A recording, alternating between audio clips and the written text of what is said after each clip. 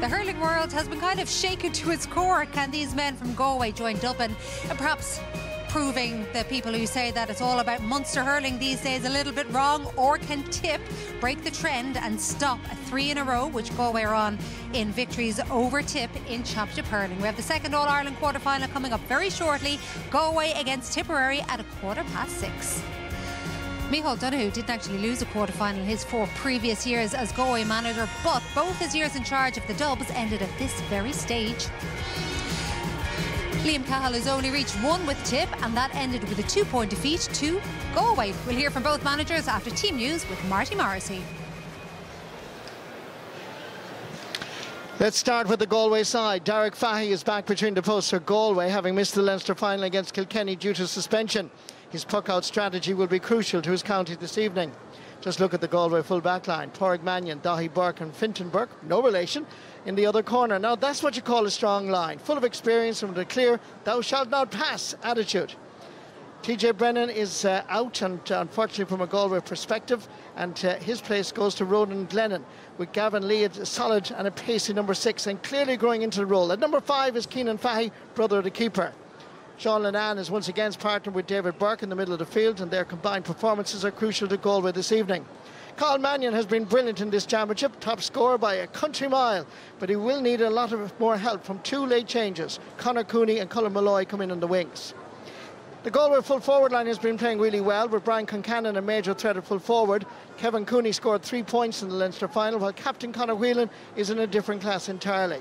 And the Galway substitutes include Anthony Burns, Declan McLaughlin and Jason Flynn, who could all see action over the next 70 minutes or more.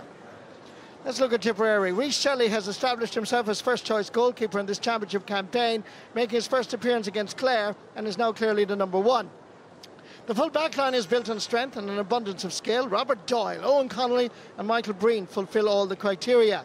You'll find it difficult to find a better half backline in the country than the Tipperary 5, 6 and 7. Craig Morgan, Ronan Maher and Brian O'Mara are quite formidable. Willie Connors and Peter McGarry are a new combination in the middle of the field for the Premier County. It's Peter McGarry's first start in a Tipperary senior jersey. The sensation of the championship has been centre forward Andrew Ormond. Started against Clare and scored 2 goals and a point. Jake Morris and Sam O'Farrell complete an impressive half-forward line. John McGrath and Jason Ford have always had the X factor, but their experience and goal-scoring touch added to the youthful flair and free-taking of Darren McCarthy is a lethal cocktail. The Tipperary substitute bench has plenty of talent. Under 20 All-Ireland medalist Oisin O'Donoghue is there, while there are 2 sets of brothers available, the McGraths, Noel and Brian, as well as the Stakelums, Connor and Dara. Well, let's go down to the sideline, because just a short time ago, my colleague Carl Mullaney spoke to the 2 managers. Micheál, the very best of luck today. You said after the Leinster final you had full faith in your players to respond to that performance. How has the response been over the last couple of weeks? Yeah, thanks, Carl. Look, training has gone really well the last 2 weeks. A lot of experience in the squad, but look, similar to round robin, the games come so thick and fast, you can't really dwell on them, and as I said, the lads have trained well the last 2 weeks. In terms of the areas you've been focusing on since then, what will you be targeting today? Look, I think the biggest thing is consistency. You know, I think when you reflect back on the Leinster final, it was just periods in the game that we hurled, so we're looking for a more consistent performance for the 70 minutes today. In terms of what changes from the provincial championship into the All-Ireland series, is it a step up? I don't know. I suppose if you believe everything from outside, probably they expect so. But look, we're ready for a big challenge. I think down through the years, there's been great games against Tipperary, very little between them. So I'd expect maybe something like that today. What are you expecting from Tipperary today? Well, look, I'm not really expecting a whole lot. It's more I'm concentrating on ourselves and what we're expecting and what we want. And as I said, the lads are in a good place now, so hopefully we get a good performance. Conditions are very favourable as things stand. There's been a bit of rain before it's thrown, but it's all set up for a big occasion today, isn't it? Yeah, it is. It looks like maybe a shower and that might clear it up, so that'd be conducive to a good game. Liam, best of luck today. Big game. Are these the days that you look forward to all year? Yeah, they are called knockout championship hurling. You know, the pitch here in pristine condition, and just hoping now that the overhead conditions will stay good for hopefully it'll be a good game of hurling. You're coming in off the back of that win last week. How beneficial was it to get that game under your belt after the Munster Championship? Yeah, it was important. You know, you can do all the training you like, really, but a game like that just hopefully blows off any cobwebs that may have been there. And look, we're in good shape coming into today, and hopefully we'll transpire that out onto the field. Where are the main areas you'll be targeting to improve on today? Yeah, well, sure. Look at our conversion rate has to improve a bit. Especially our goal taking opportunities. We left quite a number of behind us the last day in Portlaoise. So if we create them opportunities again today, now we need to be putting them away. But Galway have a lot of threats up front as well that we'll have to try and nullify, because they are a serious outfit when they get into a flow, and that'll be our objective, to get our matchups right and hopefully go from there. You have a couple of players back into the team today. Do you feel like your squad is coming to its strongest now at the crucial time of the year? Yeah, it is. Different players come into play at different times and depending on opposition as well. But anyone that's playing today are there on merit. They've trained really well and have put their hand up in training. And you have to reward these guys when they're putting in that kind of an effort. And hopefully today will go well for all the new boys that are in. It's a massive day for them. These two have just had this incredibly rivalry. Why, Joe? Why is that rivalry between those two counties so big?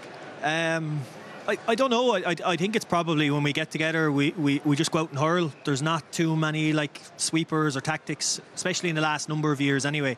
I think through like 15, 16, 17, 3 semi-finals, there was only a point between us. Even go back to 14.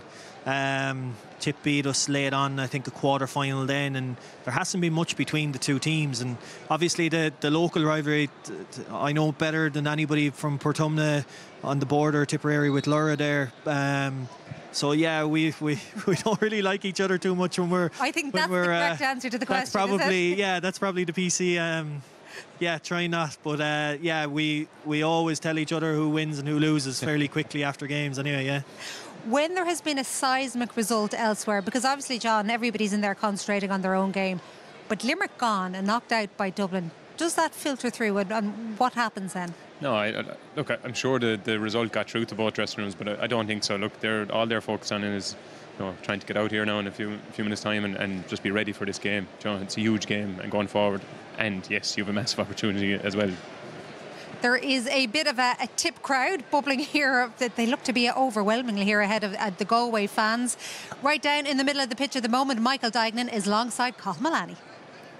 Yes, Joanne, thank you very much. Down here with Michael at the side of the pitch. Michael, just a word on those Galway changes. 3 of them before throw-in. What do you make of that? Yeah, Carl, I tell you, very surprised. Not the first shock of the day, but after what we saw in Croke Park. But TJ Brennan, John Fleming and Tom Monaghan, the 3 of them, have been dropped just before the start. I thought all 3 have been very, very good for Galway during the championship. But obviously they're picking their team based on form. So Ronan Glennon, Conor Cooney and Colin Malloy come into the team. Colin Malloy's missed a couple of matches through injury. So big changes, but obviously shows that the Galway panel going well at the moment. In terms of Tipperary, real sense of momentum building around Tip. Yeah, I think the last couple of years, look, they're minors. I think that was a big one. I think, the 13 men beating Kilkenny in that final, the under-20s this year, and the Tip support back behind the county again. So huge momentum behind them with Peter McGarry again starting in the middle of the field today for them. So it shows again competition for places there. Always a huge rivalry between these two counties. What sort of a game are you expecting today? Yeah, well, I think that balances it out. I think Tip on form maybe should be favourites, but that'll go out the window. Galway and Tip goes back a long way. We go back to the great Tony Keady and back to the 80s and all of that rivalry, which never goes away. They're across the borders from each other, so that will narrow the gap. Nice breeze blowing down the field towards the city. So, look, I think there won't be a puck of the ball in it, but I'll probably go for Tip for the win. Just Tip? Just Tip, yeah. Michael, thanks very much indeed. Should be a cracker, Joanne. We're really looking forward to throwing. It's fast approaching. Yeah, for some reason they always are a cracker when these two meet. I hope I haven't just jinxed the whole thing. Galway, everybody talks about inconsistency. Micheál Donoghue talked about getting consistent performance back to back. Do they have an issue with goals at both ends? Yeah, well, look, they've had some good performances. It is hard to get the Kilkenny performances out of your mind. And in terms of that question around goals, one thing that definitely stands out, when you look at it, they got 9 goals overall in the Leinster Championship. 6 of those were against Antrim. So with all due respect, you are going to take that as maybe an outlier. But if you look at the other games, if you look at the 2 games that they played against Kilkenny, they only scored 1 goal, but they conceded 6. That's a fair turnaround in 2 games. And then if you look at the Wexford and Dublin games that they played, they only scored 1 in both of those games, and you can see conceded 5. So it's definitely something that must be standing out. You hear Liam Cahill on about Tipperary going for goals, and Tip always want to go for goals. We know that, but I do think from a Galway point of view, they are going to have to get more goals if we are going to see a victory from them today. And it will be interesting to see the positioning of that man there who was in for the toss for Galway as well. But their defence is also coming up, and this is more their half-back line, is coming up against a couple of players whose just movement has taken an awful lot of people's eyes. Yeah, I think this year alone, with the introduction of Andrew Ormond, even Sam O'Farrell, but Ormond from centre forward, he's really intelligent with his movement. He's kind of going across the field more so than actually forward or back. And here he links up with Jake Morris, lovely, simple score, but it could have been a goal chance.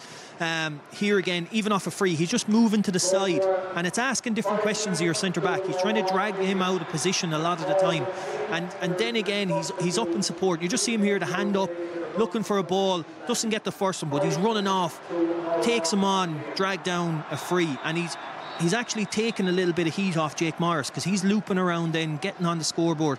But it's opening up the middle, especially for Tipperary, to run down through. Now Craig Morgan is back in the half back line, but he was, in other games, he was going down the centre a lot of the time, because that was opening up from Ormond's movement left and right.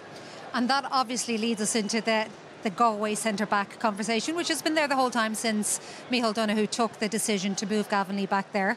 Declan Hannon with Limerick started the forward going back to centre-back, and of course you obviously are an all-star, an All-Ireland winner, from having been full forward to now centre-back. Would you just tell us about the transition? Yeah, look, it is a difficult transition for any player, especially when you're used to playing in the forwards. And like, you've seen great aspects of his game that he's been super going forward, but sometimes he needs to learn how to sit back and position himself in front of the full back line and just distribute play.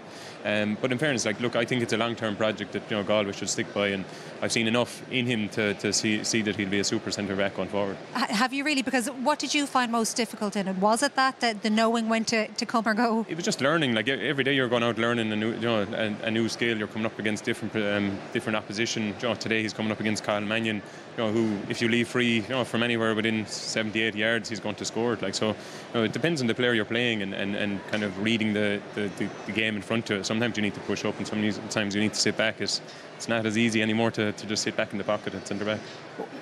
As the championship has gone on, what have been your thoughts on it? And it's all, everybody keeps saying, stick or twist. I'd stick. He's a young guy. I think you have to back him. So, like, he's played nearly all the league and all championships, number 6. You have to stick with him. He obviously needs to learn, and it's very hard in this championship to learn for such a young guy. But he has a lot of potential, Gavin, in fairness to him. But I think there'll be a little bit of movement around. Maybe Sean Lennon might go back, wing back. Ronan Glennon, I'd say, will go midfield. Conor Cooney to the wing, Conor Whelan to the wing, and then Colin Malloy will go in the corner, I'd say. I think that's how they'll shape up more so. But he needs help around him. Do you know what I mean? Keenan Fahy, Sean Lennon either side, 2 aggressive, fast guys as well, and then with Dahi and Porrick and Darren in the back, he needs other guys to help him as well. Do you know? And even Davy Burke in midfield, he'll have that experience. Ronan Glennon has legs. Do you know? So I think they have to stick with him. Donald, was it a Tipperary point you specifically wanted to come in on there? On the tip point, I do think, like, it's. I think Michael mentioned form there. Like, if Tip are very interesting in that they drew with Limerick. Maybe the value of drawing with Limerick, no, maybe he's gone slightly off today, right? But on the day, it was a big one. It was a really, really good game. Then, if you do take the Cork one out of it, because the start that day with everything that happened with Darren McCarthy and so on, like, obviously that had a huge colour on the game. So they drew with Limerick. Then they beat Clare. It was an outstanding game. Again, going for goals, going for those goals being the difference that day, John, and beat Waterford. So their form coming into this has been really, really good. Are they actually, though? I know you're saying that, but are they kind of another one of these teams who are hard to read? Possibly because of what Donald there said there about, we now don't really know about Limerick, and obviously the sending off against Cork. Yeah, look, both teams I think are hard to read in a way. But I'm sorry, you weren't there for the Tip game either. Like, Clare were missing players. That's why. But looking back, like, it's great to see players like John McGrath and Jason Ford finding form again. As we discussed, Andrew Ormond at centre forward, like, he's been a shining light that that probably no one in Tipperary saw early on in the year. So look, they're here on merit. They're here with massive confidence, and look, it's going to be a great game going forward, and as we just discussed, it's a massive rivalry, so any team can win the thing. Well, they're a lot more settled this year than before. Like Ronan Maher, even for centre back, he, like last year, if you remember, he was going maybe full back, wing back, corner back, kind of quenching a lot of fires, whereas Connolly now has kind of nailed down 3, Mikey Breen is 4, and Ronan can sit in centre back and just play his own game from there, even having Brian O'Mara back there, and Robert Doyle is a new guy as well, and they just seem more settled. Every day they're going out now, they have a settled team, whereas before they were kind of mixing and matching, and that's always hard to get a bit of cohesion going, you know. It is, and then on the other side, like they have a nice mix. Like we spoke about John McGrath there, like Jason Ford has been around, but then they've got the youngsters of Darren McCarthy, Sam O'Farrell, and so on, and Jake Morris is always dangerous, and like the mood is positive in Tip. From my experience, they rise and fall mood-wise faster than anybody that ever came across in the hurling world. But the mood is positive. They had a very strong under-21 team. Obviously, great success with Brendan Cummins, who was talking there earlier on. So, on form, you'd have to say that they're in a good place. They feel in a better place than Galway, but to the points that were made earlier on, this is tribal from the 80s when it comes to Galway and Tip. Yeah, you see it with the crowd. Looking around here now, sometimes it's hard to see the maroon at times, but I think that's because there's very little of it, Joe. It's majority Tipperary. It's a long way since we were down in Thurles last year and Cork outnumbered Tipperary, so yeah, they have the crowd back behind them. Yeah, but it's brutal from a Galway point of view, Joe. Yeah. No, it's meant to be a hurling place. Yeah, like, it's more than the majority. When Galway were coming out onto the team here, you'd hear a bigger cheer in a club game. We heard a big cheer when Limerick were beaten anyway. But final word to John Conlon. Won't get you to predict who's going to win, but maybe just tell us what way you see this game going. Do you see the consistency, getting a decent performance from Galway? Yeah, look, like they have to come with it. Like it's do or die now here today. Like look, as we just discussed, it's a massive rivalry. There'll be nothing between these two teams, and it just come down to little moments. OK, we'll just pause. Agus muss me live Totrocht fall Osquega freshen.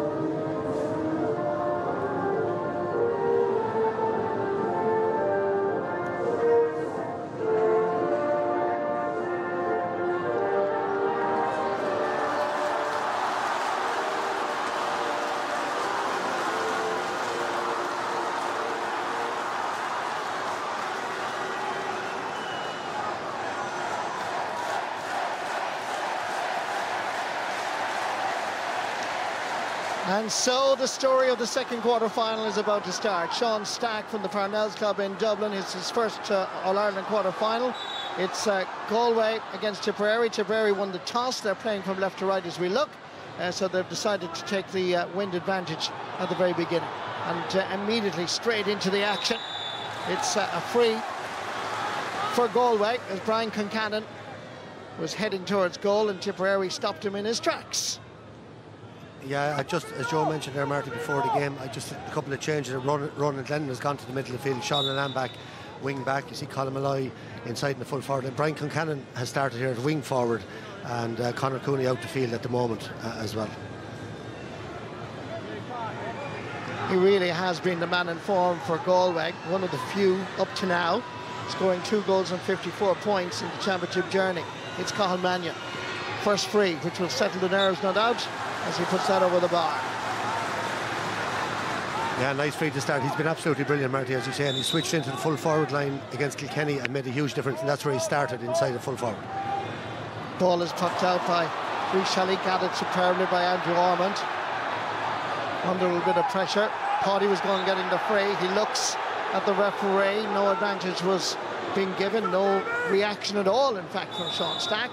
And that means that the ball is definitely gone wide. Yeah, great catch. It wasn't. I thought it was a free, but he let it play on and bad wide after. But he thought he had the free. Breaking ball, just getting a little touch there was Peter McGarry. Laying it off quickly for his Jake Morris from the middle of the pitch, sending it between the posts and over the bar. Good score. And Marty, that'll give you an idea of the breeze that was out there just a few minutes ago. I'd say a 4 or 5 point breeze at least blowing down the field. He just lobbed that and carried all the way. Galway go for a reasonably short puck out, well gathered in the second attempt, playing it a little bit wide. Good understanding, good work by David Burke. Saw the running of Finton Burke, same club as they go forward. Good work by Finton, nice pass inside, pulling the brakes. Carl Mannion making an angle for himself and sending the slipper between the posts and over the bar for his second point of the game. One from a free, one from play. Good start. Yeah, great vision there by David Burke up the wing. Darren Morrissey going through there into Carl Mannion. And this is just where he's so good. His awareness of space around him, just cut back inside and knocked it up. Reece Shelley using the puck out as long and as strong as he can, using the wind, getting it back for Sam O'Farrell. Difficult enough angle, and he sends that to the right and wide. One of the new up-and-coming players, captained the Tipperary under-20 team to the All-Ireland below in Nolan Park against Kilkenny a few weeks ago. Really good player. Puck out is aimed at Gavin Lee. He's under pressure, gobbled up by the Tipperary half-forward line, slipping and sliding. We've had rain, now we've sunshine. Getting the ball away is chasing after is Darren McCarthy. Referee saw the pull across by McCarthy, and that's going to be a free for Galway. Little reaction as well, I think, from David Burke. Yeah, flick in from behind her, definitely a free. And sorry, I was just looking in there at David Burke. Yeah, he wasn't happy about that. I think it obviously got a slap on the knee there from behind. Pádraig Mannion going to take this. On a day when Dublin will definitely get the headlines. Pádraig made his debut against Dublin 10 years ago. Well won. Trying to create the space. Brian Concannon playing at that right half forward position. Tipperary backs are there, trying to nip it away. Conor Whelan is out there as well. He's looking on anxiously. The captain trying to see if he can make himself available for the player in possession, giving it back. Good defending by Tipperary. Hurleys are flying. Football in Tipperary is pretty good as well. Galway, however, have it. The pass inside is not a good one. Picked up by Jake Morris. Two of the Nina Road boys playing in this team, both of them in the half-forward line. Sam O'Farrell the other. Nice stick work by John McGrath.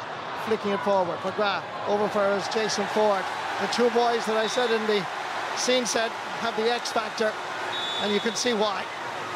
Yeah, experienced. Sorry, Marty, beautiful piece of skill there by John McGrath, first of all, but he has that vision.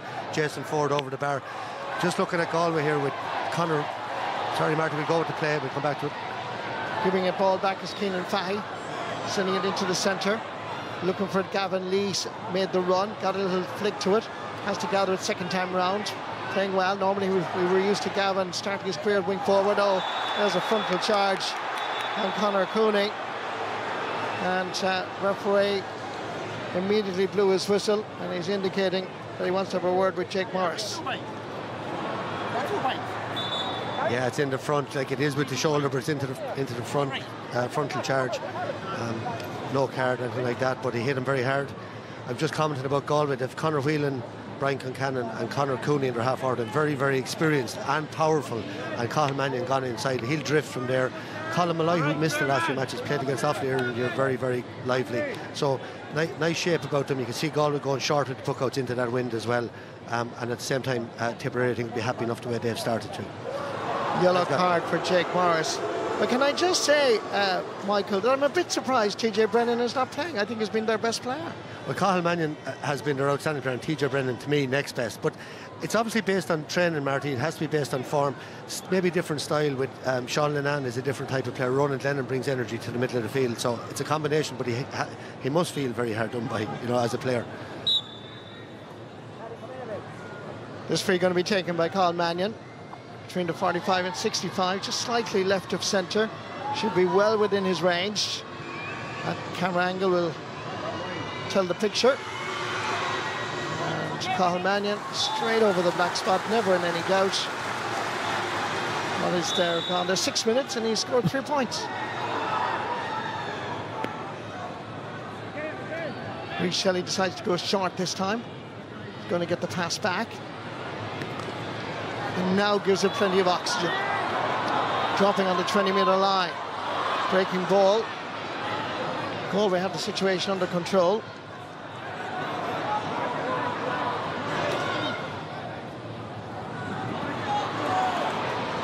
Oh, the shoulder, you could see it coming all the way from Ballina between just over the bridge from Killaloe. You could see that Michael Breen was setting himself up for the challenge.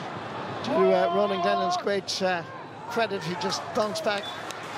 He was hit a fair wallop, which was a fair one.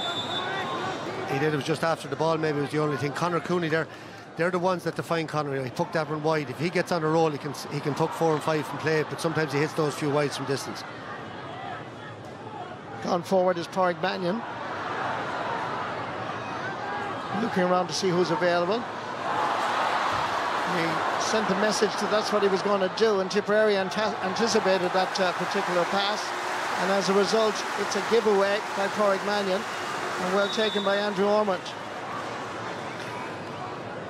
Yeah, Pádraig Mannion will be disappointed with that. He's normally brilliant coming out with those and spraying the ball into space. Well read, and Andrew Ormond, who's been, you know, the big find for Tipperary, I think, this summer, along with a couple, Darren McCarthy and O'Farrell, but him especially. Oh, fabulous catch, Ronan Maher, beating Conor Whelan, laying it off to Sam O'Farrell. Quick hands, far as John McGrath, out over the sideline. Sideline ball is going to Tipperary.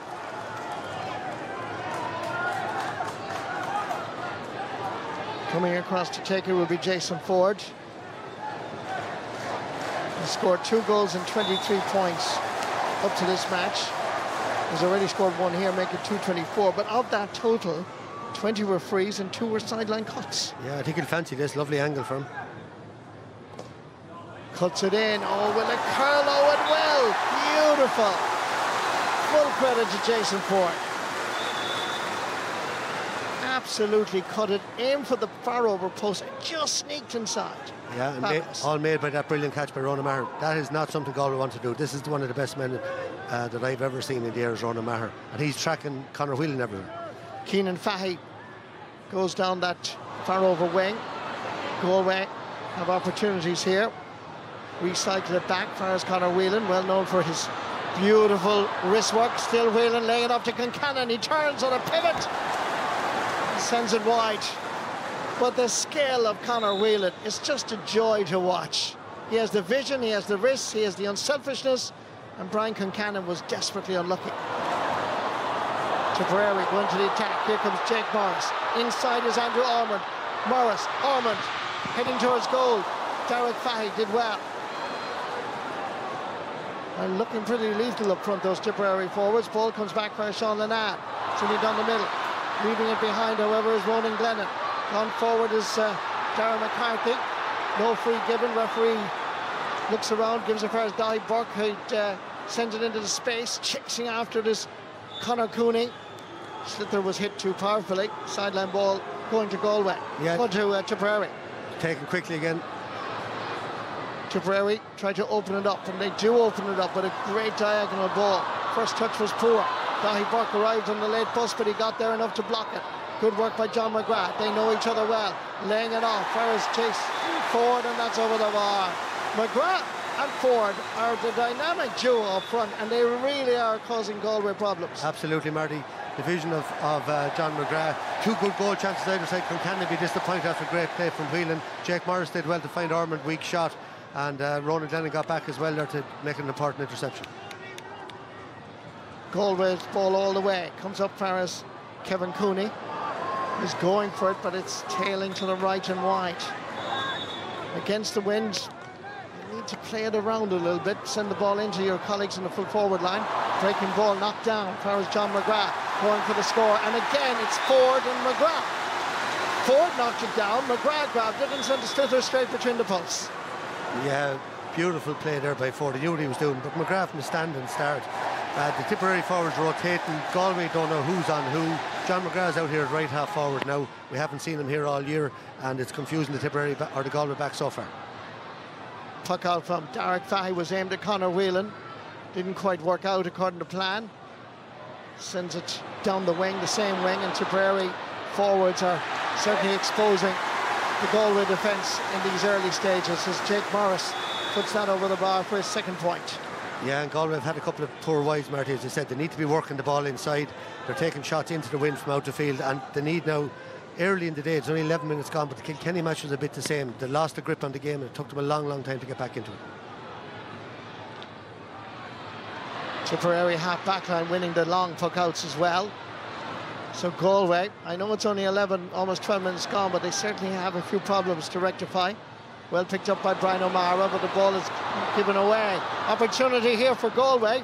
Kevin Cooney has to recycle back out. There's Carl Mannion, right man, right place, but he's surrounded by 3-4 Tipperary players. Unselfishly gives it back to Brian Kincannon. Great defending by Tipperary. Good block down, the trip is there. It's obvious, and the stop of the hurling into the ground says it all. Tipperary are up for it on and off the field. Yeah, brilliant discipline defending, but the ball gone inside again to Jake Morris. Referee has blown his whistle. Jake Morris indicates why the free was given. He felt the jersey was being pulled. Sean Stack, the referee from Parnell's in Dublin, also felt the same, and that's going to be a free for Tipperary. And it's the speed, I think, Marty, the Tipper doing everything at the puck outs. Quick free there from Brian O'Mara up the wing. Jake Morris has gone in at full, switched with John McGrath, just to change things up on Daithí Burke, to use that pace that he has to drag Burke away from the goals. He's obviously brilliant under the high ball. So tactically, Tip very, very good up front since the start of the game. Derek McCarthy is the only one of the full forward line that hasn't scored so far. Under 20 All-Ireland medalist. He has scored 28 points up to now, and that is going to remain the same, I'm afraid. Disappointment for Darren McCarthy on this occasion. But it will come good knowing him. Tipperary management team looking on. They need to take full advantage of this breeze in the opening half. This is better from Brian Kincannon. Derek Fahy finding him well. Nice ball inside. Little twist and turn. Good drop down again. Simplicity again by Tipperary, doing the simple things so well. Yeah, that's Colin Malay out in front, and that's Robert Doyle, who's become, really tigerish man marking cornerback, come into the Tip team this year. Good play from Galway there, good puck out, moved the ball in quickly, but that's a feature of Tip so far. That's their third or fourth block down since the start of the game. Heading towards the 14th minute. Galway haven't scored since the 6th minute. Under a bit of pressure. Nice stick work here by Conor Cooney, and a ball across the face of the goal, which Conor Whelan would gather. Looks at the post, thinks about having a go, goes on to his right, and that is superb. Conor Whelan, all-star in 2017 and 2023, captain of this Galway side, leading with a fine score. Yeah, gorgeous score. Took a couple of touches again, maybe weary of being blocked down, took the extra touch, turned back onto his right side, made it a bit more difficult, but a super score. Straight down the middle. Andrew Ormond is the centre half forward. Stalemate in the middle of the field, and it's Ormond that comes away with it. He really has been outstanding since being introduced against Clare and Cusack Park and Ennis. After all that hard work, he lays it off. And both the supplier and the finisher, John McGrath, deserve full credit. Yeah, and here's McGrath. I've been mentioning it, Marty, for the last few minutes. He's at left corner forward now. He was right half forward when he got his last score. And Galway can't get to grips with that movement from the Tip forwards. Ball into the centre towards David Burke. Nice ball. On the run is Kevin Cooney, but the pass gets overhit. Couldn't reach it, and Tipperary will sweep it up and send it back into the Galway half of the field. Daithí Burke just getting a little touch to it, enough to get the ball away. David Burke, a lovely little wrist work by the St. Thomas's man, and indeed a bit of ground hurling as well. First, Carl Mannion combining nicely from out the field against the wind. The umpires are perfectly positioned to signal a white flag, and that's a very good score against a pretty strong wind here. Yeah, Marty, look at the little flick and the flick off the ground. That's brilliant from David Burke. But the strike from Mannion into the wind, and Galway, they've created a couple of half goal chances themselves. Dropping ball. It's anybody's. It's Tipperary's at the moment. Good defending by Galway. They get it back outside. Opportunity comes to Jason Ford. And the Silvermines man is on fire, I have to say. Everything he's done so far has been inch perfect. It's his 4th point of the game. Yeah, and he's been positioned around the 11th position, but Andrew Ormond has been there as well. He's just drifting off the full forward line, and nobody is picking him up. He's causing huge problems for Galway. Oh, beautiful flick. Far as David Burke, sending it in. It's still there for anybody as Tipperary find it a little bit too hot to handle. They deal with it now. They're coming out with it. Sean Stack, the referee, gets out of the way, and away goes Tipperary, turning defence into attack, giving it plenty of height, plenty of distance. Peter McGarry. Derek Fahy watches it all the way. Back after being suspended after the Dublin game, so he missed the Leinster final. Comes as far as Gavin Lee from Claren Bridge, sends it down the diagonal route over towards us here, but Tipperary are anticipating that. Good defending on this occasion by Craig Morgan into the centre towards his centre half back Ronan Maher. Good play by the Tipperary defence. They look up, they have the time to look up, and then they go long, very long. There's a little touch. Jace Morris almost had it. Going back to gather it is Pádraig Mannion. The goalkeeper comes off his goal line. He's looking across towards Keenan Fahy. Fahy is underneath it and is there to deal with it. He's no support over there, so he has to go forward. Darragh McCarthy was coming in to challenge. Conor Whelan gets there, should gather it, beautiful, but unfortunately runs out of space, out over the wide line. He knows himself he'd be rather disappointed, just couldn't control it quick enough. Sideline ball for Tipperary. Yeah, Marty, and even though Tipper well in top 9-5 in the scoreboard, Galway have had a couple of little half chances. They're hanging in there well, settling in a bit better, a few mistakes. 4 points, not huge with that wind. But it's just getting to grips at the back here. I think that high ball for Tip not working. When they spray it to the wings, they're doing way better. But Dahi Burke and Pádraig Mannion very comfortable under that high ball. Ronan Maher from Thurles Sarsfields. Championship debutant actually against Galway in 2014. As time ticks away. They've started a corner back, wing back. Now at centre half back. And it's Galway. They come away with it.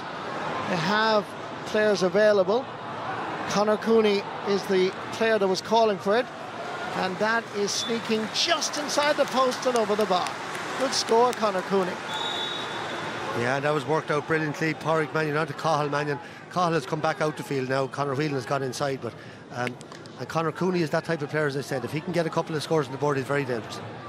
Puck out is kept in by Andrew Ormond, picked up by Fintan Burke, gives it back far as Gavin Lee. He'll pump it down the middle channel. Great vision, I love it. Great work by the Tipperary defence. They knew that the player was available. Brian O'Mara showing a little bit too much to it. Stopped now, has to go back. The call comes. The hook was just a little bit late, and under pressure the ball is sent in, but the ball has gone to the left and wide. And that is Tipperary's fourth wide of the match so far. Ronan Maher will be disappointed, but he was under pressure, to be fair to him. Keenan Fahy gets the puck out from the brother in the goals. And Galway work the ball out down the middle channel. Available is Ronan Glennon. Hit too strong. Should be Tipperary's all the way. They get their messages right, and then they send it down the wing. Sam O'Farrell chasing after this. Just inside the Galway 20-metre line, giving it back towards Jason Ford. The man can do nothing wrong. Jason Ford. Brilliant. Absolutely brilliant. That's his 6th point of the game, 5th point of the game. 4 from play, Marty, but Sam O'Farrell again, he's done that a couple of times, and I think that teamwork, that vision, O'Farrell played wing back for the 20s, the Ireland final captain, up here wing forward, he's shown his pace there, and he's not greedy, threw the ball to the man in the better position. A lovely score. Jake Morris has all the time in the world to go long. Dahi Burke coming in to challenge. Fintan Burke is in there as well. Dahi takes control. He's about to go long, decides to go short, and it's not the right option. And Tipperary go forward. Opportunity coming towards the Premier County, and that's over the bar. And that really should have been cleared, as Sam O'Farrell, who scored a goal and a point against Laois, gets his first point in this match. But really, Willie Connor snapping onto it, had the unselfishness nature to give it to Sam O'Farrell, and he put it over the bar. And I think that's the 3rd time Galway coming out that have been intercepted, and they're going to have to tidy up on that. Long puck out by Derek Fahy. Pulled on first time. Oh, this is a good ball. Brian Concannon. But again, Tipperary defence are there. Great work by Brian Concannon to get the ball back. And he saw that Conor Whelan was gone inside, and it could still work out for Galway. Referee has blown his whistle, and he's given a free out to Galway. It was a series of errors, and ball breaking, not towards Tipperary, but towards Galway. They should have the situation under control. You can see there Conor Whelan ran in over the back. That was what the free out was given for. But you're right, Marty, there was comedy of errors there. And at Galway, that's 2 or 3 times for the ball. Here we go, a long one again, a quick free. Rhys Shelley dropping it in. Can they get a touch? Ball is wide. 21 minutes gone, 5 points between the teams. Tipperary fully deserving of their 5-point advantage. I think Liam Cahill, judging by that picture we just showed you a moment ago, would like a little bit more up front. And Tipperary certainly have the possession. Here they go again, going down that middle channel. Oh, here comes Dahi Burke. Old-fashioned full-back at this stage, but attacking the ball from the front. Ball gone towards Conor Whelan, can't hold on to it, gets a little touch. It's a little bit slippy after the rain, gets the ball away, out to the wing as Galway start again. It's Keenan Fahy trying to lend assistance to the Galway attack, probably taking a little bit too much out of it. Ball is given away, and Tipperary send it on the wing, outnumbered, but not outbeaten by any stretch of the imagination. Twisting, turning, trying to get away is Darren McCarthy. Good defending by Galway, and Tipperary lunge another ball in. Jason Ford chasing after it. Good work by Pádraig Mannion. These two boys would have played against each other so many times. Shoulder to shoulder and hip to hip in the past, as it is now. Mannion goes long, gets the ball inside. There's an opportunity here for Colin Malloy. He has space. Will he go for it? Send it into the centre. There's Whelan. Great defending. Whelan had the slipper trying to get it away, and the ball, the referee has given a free, and he's moving it in for dissent as well from Tipperary. But there was a real moment of opportunity here, but great defending by Ronan Maher. There was, and I think, you know, if you look, Conor Whelan gets the ball here, there is a left hand in tugging him, but he took a few steps when he got it. Great play by Colin Malloy. Tipperary's discipline in their backline has been very, very good. I know this is a free that'll be tapped over, but Galway, you know, just hanging in there, Marty. It's a funny sort of game. Tip look at times imperious, but Galway settling into the game as it's gone on, and maybe just getting up to the pace of the game over the last 10 minutes or so. Cathal Mannion scored 11 points in the Leinster final against Kilkenny, 7 of them from frees. He taps that over the bar, simple score for him. 11 points to 7, 23.5 minutes gone. Tipperary looked the sharper side, but as you say, Michael, they're hanging in Galway and they're doing fine.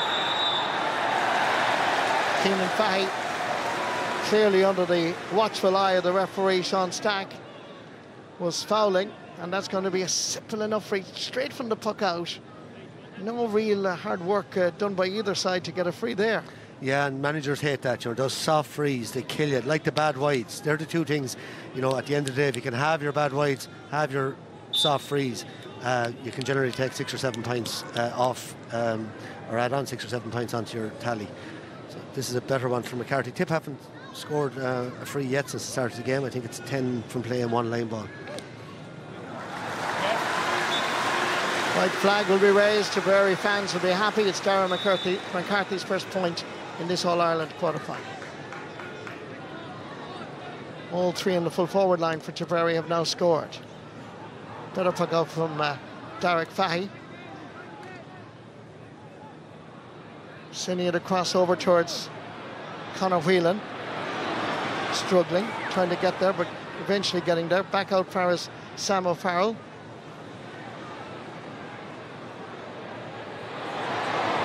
Under a little bit of pressure and going in the wrong direction, but it works out fine.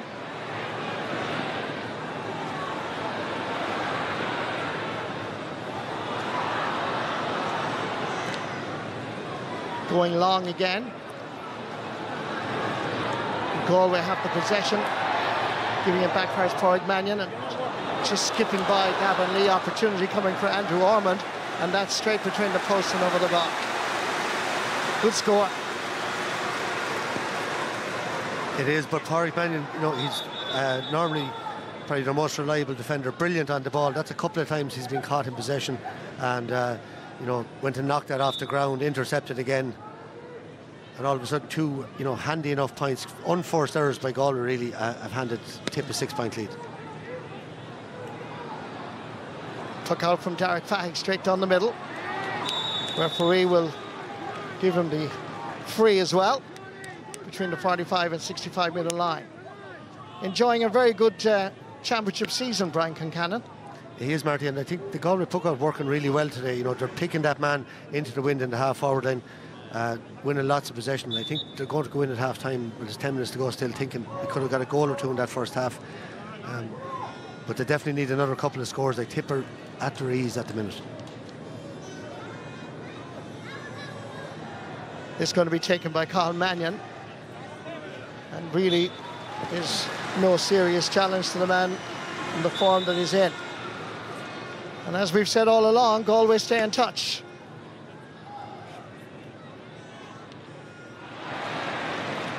Good work by Jake Morris.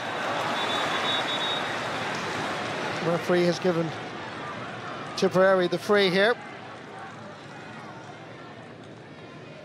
Gone across to have a word with substitute, one of them, and actually that's of course Conor Cooney. Conor Cooney that's going to get the yellow card. Yeah, great catch by Jake Morris. It's the second man in here. If you watch him, he comes in. He just comes in and gives him a bit of a nudge. I think it's a very soft yellow card, to be fair to Conor Cooney. Dara McCarthy.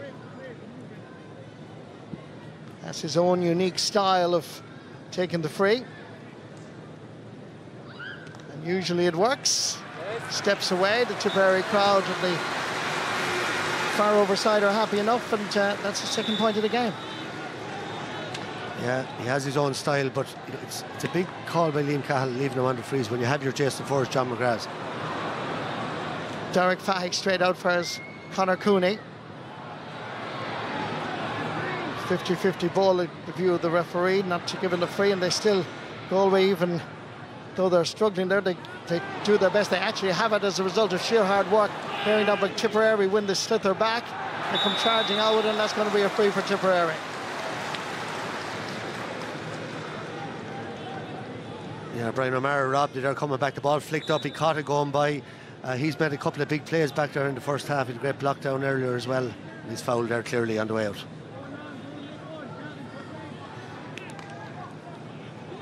Wee Shelley goes long. Coming out to gather it was John McGrath. He's confident to come along the sideline that he can put that between the post and over the bar for his third point of the game.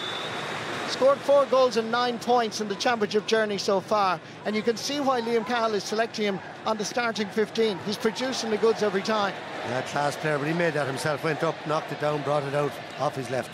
He's having a great year again. Ball was hit very strongly towards Gavin Lee, but he recovered it well. Sends it down the middle. Keenan Fahey laying it off.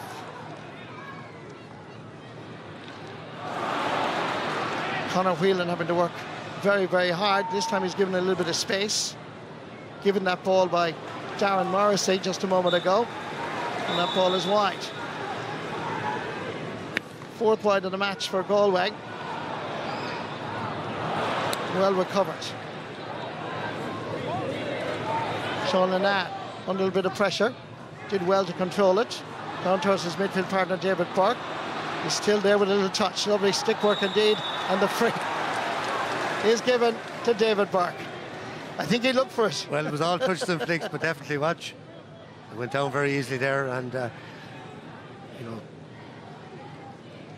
caught it a ref, I suppose, Marty, being a nice way of putting it, but a couple of lovely little flicks and touches, and sometimes when you're around a long time you get one like that. It's going to be taken by Carl Mannion. You're getting the sense they need this, you know, they've hit a couple of wides, they're just, the game hasn't got going, you know, it's a knockout championship match, it's lacking that little bit of intensity you'd expect, especially with Tip and Galway, the rivalry that they've developed over the last 40 years or so. This one is just sneaking inside the post. It was close enough now. Carl Mannion, championship debutant against Westmeath back in 2012. Micheál Donoghue will be a little bit concerned about that scoreline, but if they can keep it at this with the wind to their backs in the second half, they might just be confident enough that they could produce the goods. Yeah, look, Colin Malloy, Kevin Cooney, Brian Concannon haven't got a score yet, you know, and whereas all the Tip forwards have scored, and that's really the difference. So far, Colin Mannion's gone back a long way to take this, particularly into the wind, so he's definitely not going to go for it, I'd imagine.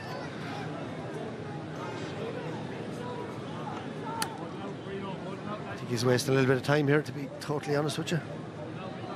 He's probably, from a Galway perspective, dead right.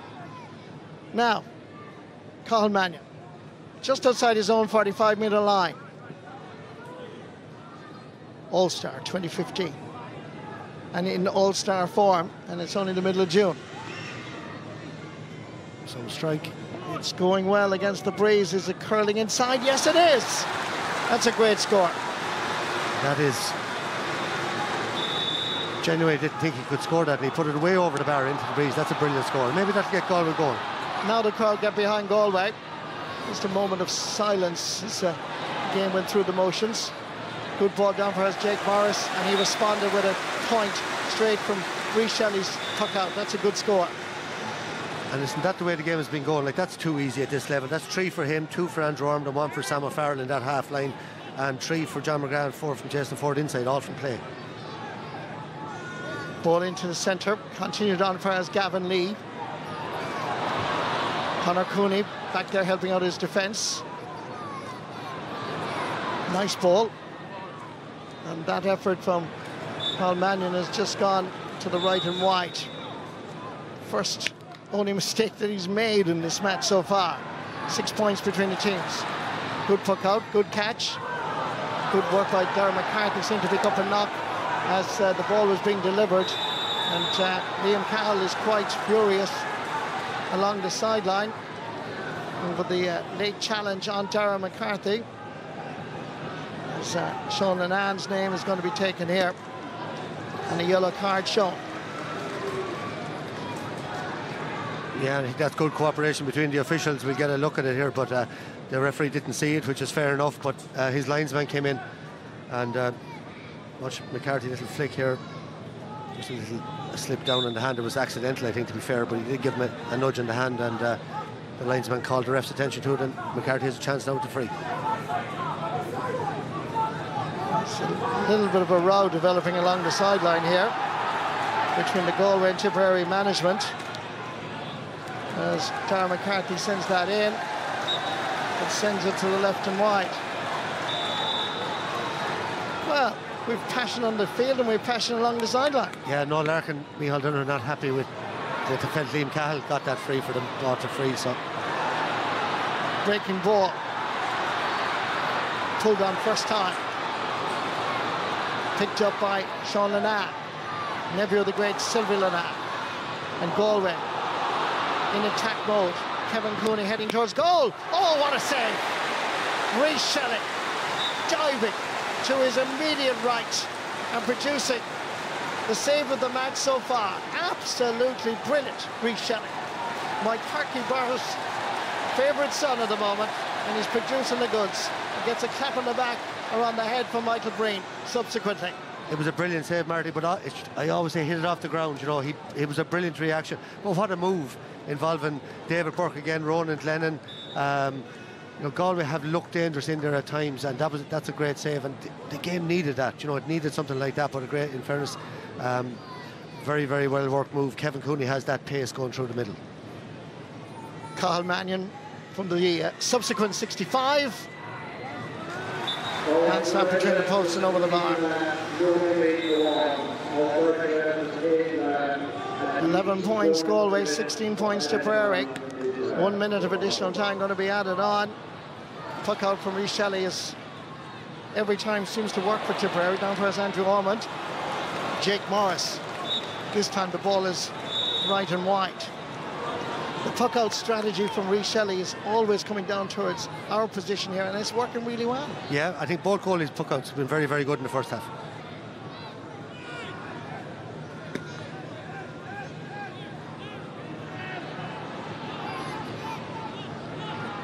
Puck out is aimed at Conor Cooney.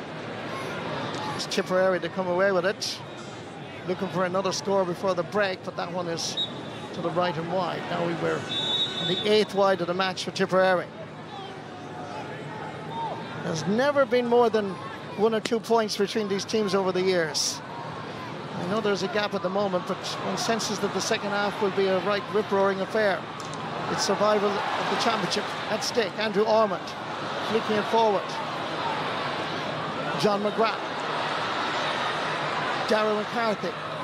Nicely worked Tipperary, but Galway, when they slipped their back, they defended well, Galway, but it was probably potentially Tipperary's good move. But the Galway backs of Pádraig Mannion, Dahi Burke and indeed Darren Morrissey, I think I might have called him Vincent Burke actually earlier by mistake. Darren Morrissey have been a very good full backline because they have been under pressure. Yeah, they've recovered, I think, reasonably well, but Tip have got their scores that bit easier. But in fairness, I think Galway will be happy enough, only 5 points down, and they could have had that goal there. So it's a strange type of game. We saw Galway really turn it on against Kilkenny in the second half. That could be still in them, so all to play for still. 3 times they've been level in the first half, but here at the TUS Gaelic grounds in Limerick, this is the half-time scoreline. Galway 11 points, Tipperary 16. Good second half coming your way.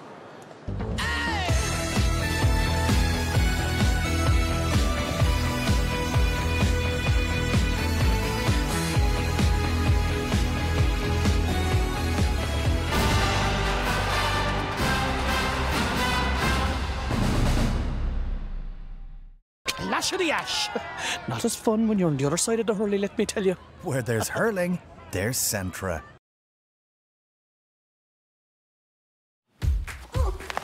Thanks to your giving, the RTE Toy Show Appeal has now raised over €26 million for Irish charities. That means over 1 million children and their families will have their lives changed for good.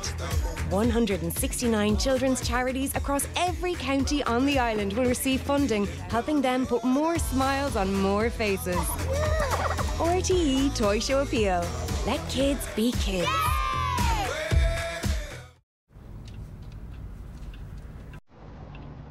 No, check you out being all healthy. So skinless.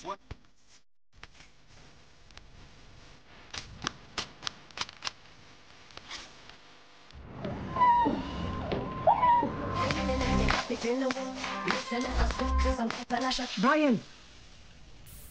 Muller Light. Get the good going. We're serving up summer at Dunnes Stores with a refreshing range of ice pops and cones.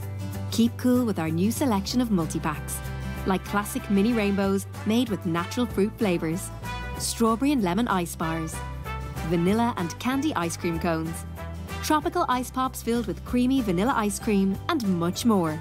Plus, you can save at the till with a 5 off 25 grocery voucher. Dunnes Stores. Always better value.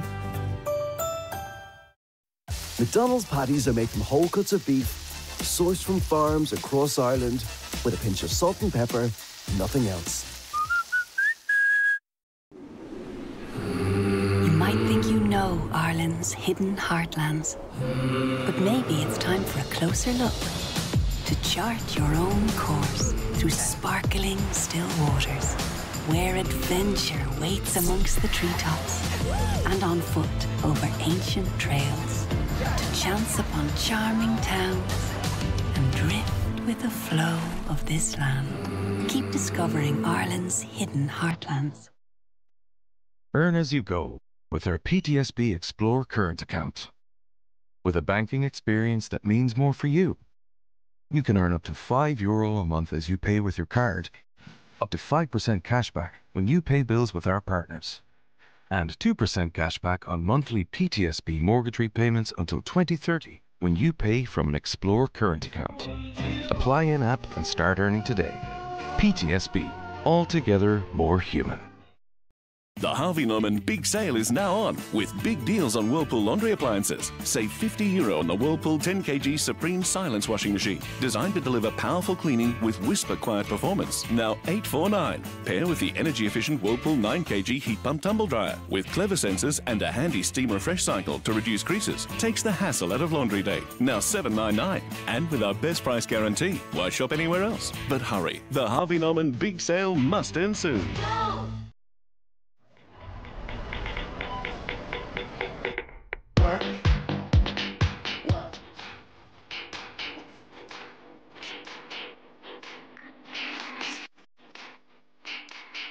New Sure Whole Body Deodorant. All day odour protection. Sure, it won't let you down. Ayr, proud sponsors of the GAA Hurling All-Ireland Senior Championship.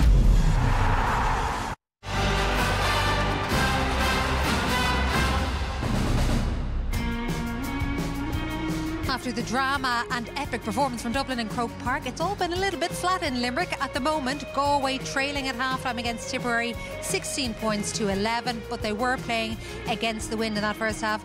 But having said that, they will not be pleased with some of the stats, including the fact that Tipperary have scored 7 points from turning Galway over, and Galway are only 33% scoring chances converted from play. John, it's very disappointing after what we witnessed earlier on. Why do you think that is? I don't know. I suppose there's a lot at stake here. I suppose I often found when you're playing these games that one, it's kind of Munster versus Leinster. Two, you're kind of so close to getting to Croke Park, to play in an All-Ireland semi-final. There's such a prize there, and especially I suppose after hearing the result earlier on, there is a massive card at the end. But look, I don't know. We need more from the teams, but look, Galway are still only 5 points down, so and with a win behind them, so yeah, a lot to play for.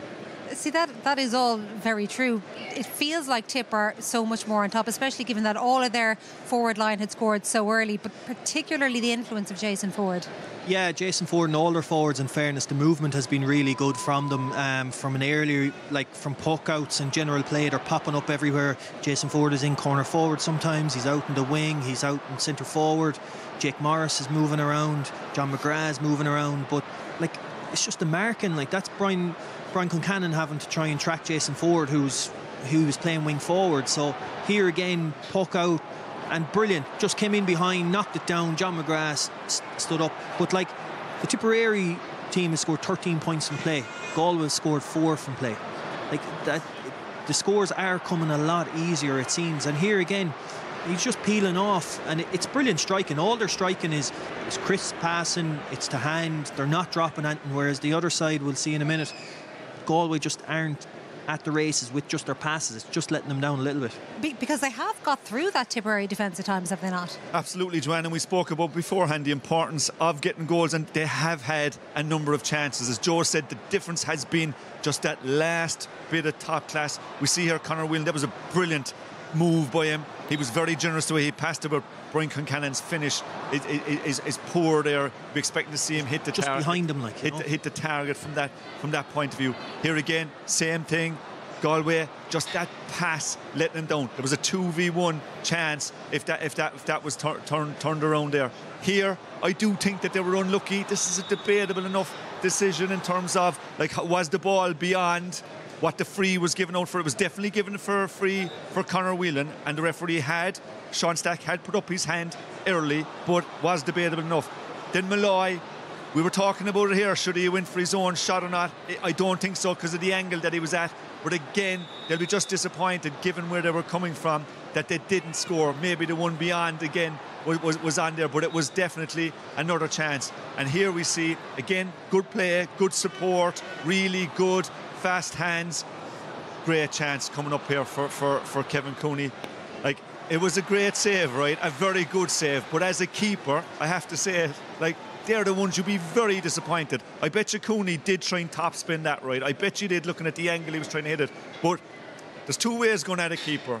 When you're close enough, you try and blow the head off him if you're going for power. Other than that, especially from a distance, especially with that type of surface, odds are better when you strike the ball along the ground. Yeah, it is. He should have hit the ground. If he hit the ground, it's a better chance. And the conditions are a little bit slippy here, in fairness to them. You saw a lot of guys losing their footing that early on. They probably weren't expecting a bit of rain, I don't know, but... And it was heavy as well, It was heavy, because the ground is rock hard. So when that ball, and even on your footing and stuff like that, you can lose. And as going back to John's point, quarter-final, guys are a little bit more nervous, because it's a kind of a... you're not at the semi-final where you've one shot, get to a final. Quarter-final is a little bit more nervy. But Joanne, a bit we were talking about having John there talking about the centre-back. We've one of the greatest forwards ever to play the game here in Joe. But how many times do you... I always talk about hitting it low, but I always hit it high. I know, but why is that? Because it's easy to talk. I even find it myself. You see your name in lights, don't you? Top corner job, I don't know. Yeah. OK, well, Galway may have been outplayed in that opening half, but they are only 5 points behind with the breeze to come. Don't forget, it is Cork, Kilkenny and Dublin already in the semi-finals.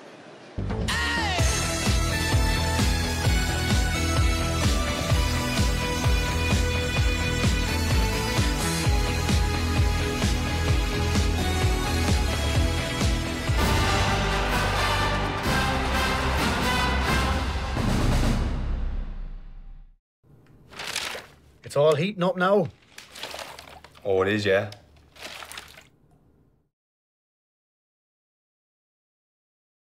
When 23-year-old Elizabeth Plunkett is kidnapped in Bridas Bay, 2 men confess to her murder. But despite this, no one is ever convicted.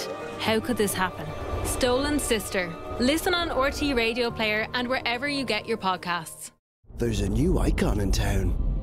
The Big Arch for big McDonald's hunger.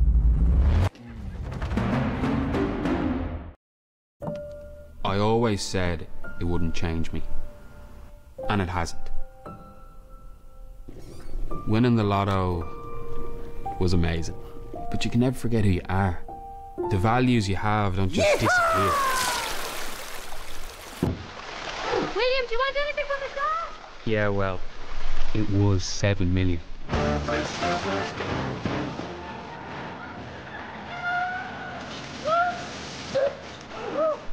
Got to share the love, don't you?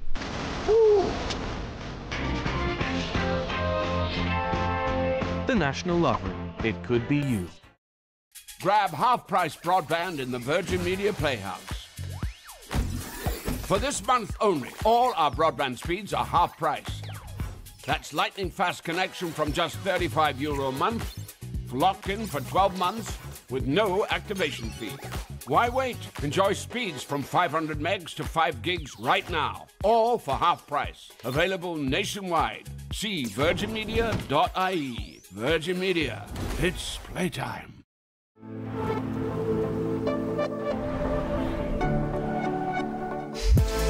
It's 252 time at Hyundai dealerships nationwide. Featuring the all-new 7-seater Santa Fe, Women's World Car of the Year 2025. And discover why Ireland loves the best-selling Tucson and award-winning Kona. It's 252 time at Hyundai. See more at Hyundai.ie.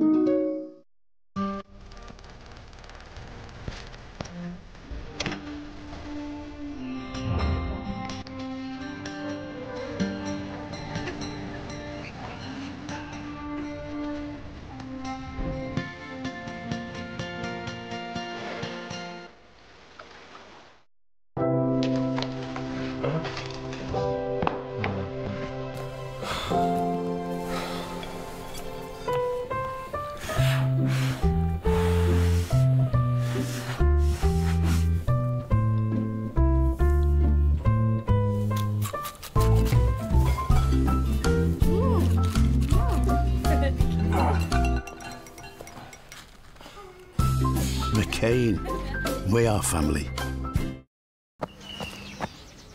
All right, team, we've got less than 4 minutes before she gets her car insurance quotes. Brendan, you're up for the web chat if she wants assistance. I wonder what kind of car she's going to get. Focus, Brendan, focus. Brent, it's for you. On it. RedClick. Insurance that just clicks. Save an average of €245 when you quote online. What did you do? Did you do this on purpose? Do you even care about what I want? Because she's trying to push your buttons, hun. Why do you keep on taking the bait? Little Fires Everywhere. Streaming now on RTE Player. I'm just trying to raise nice children. Lash of the ash. Not as fun when you're on the other side of the hurley, let me tell you. Where there's hurling, there's Centra.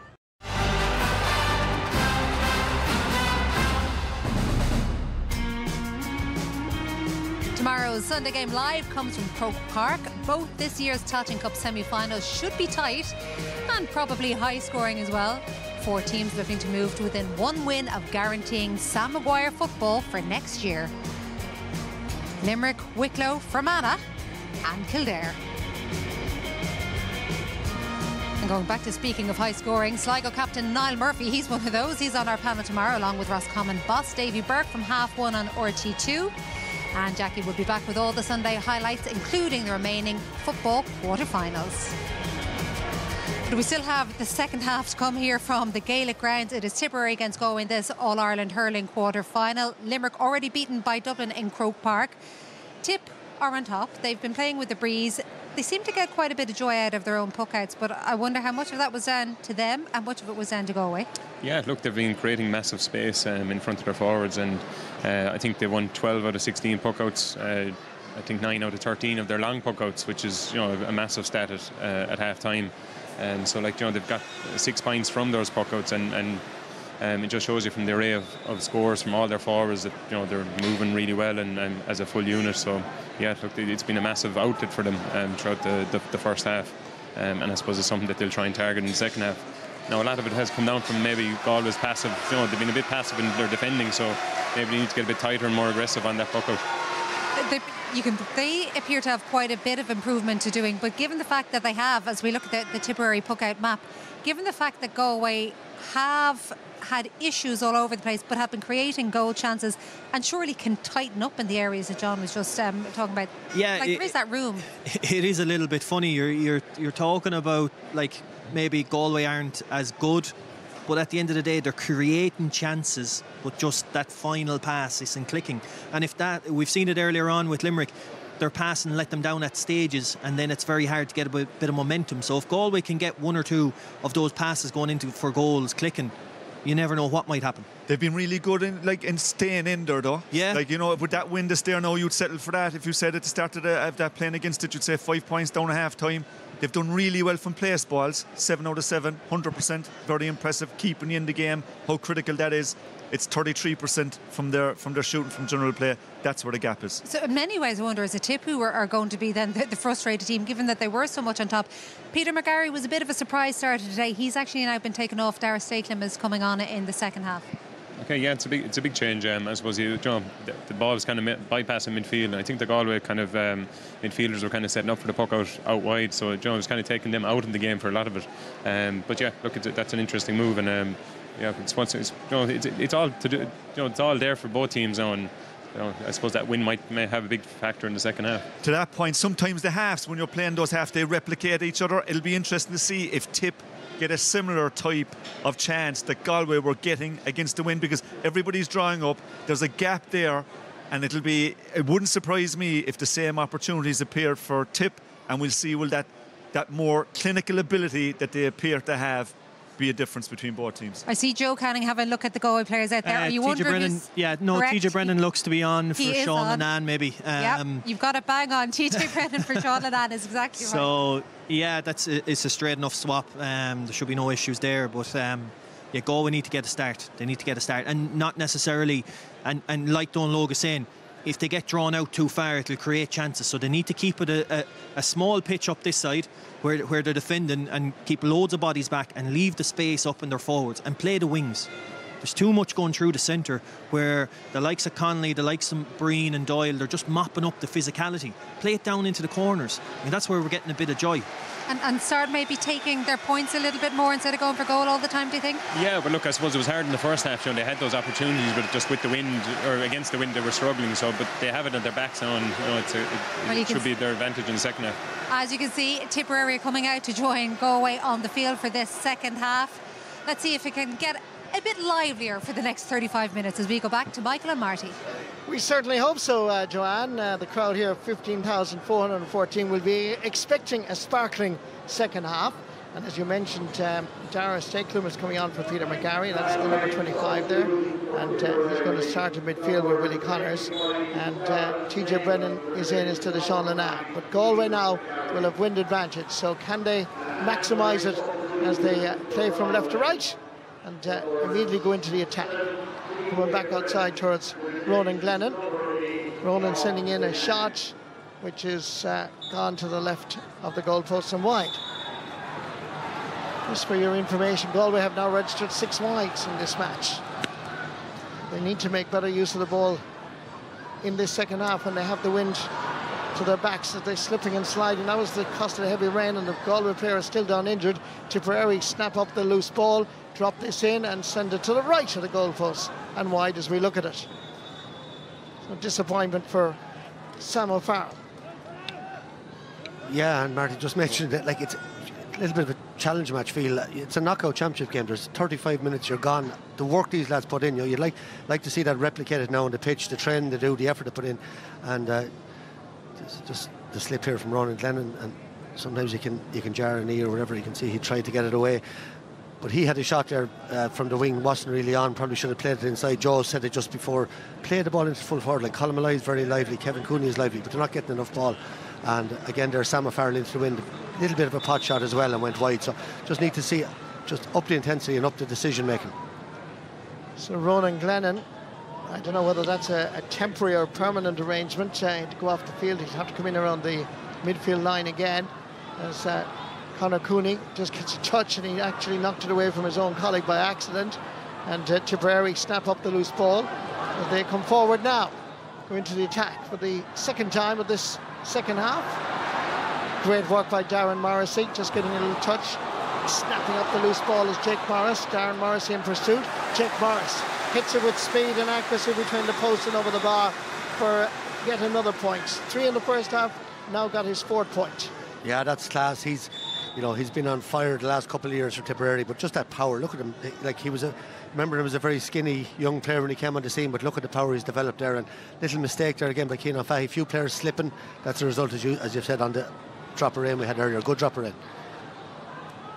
Good to see Ronan Glennon coming back on, and it's Galway in the attack as Colin Malloy sends that in, but by the body language that's gone to the right and wide, but the referee is giving the advantage anyway, so it's going to be a free for Galway.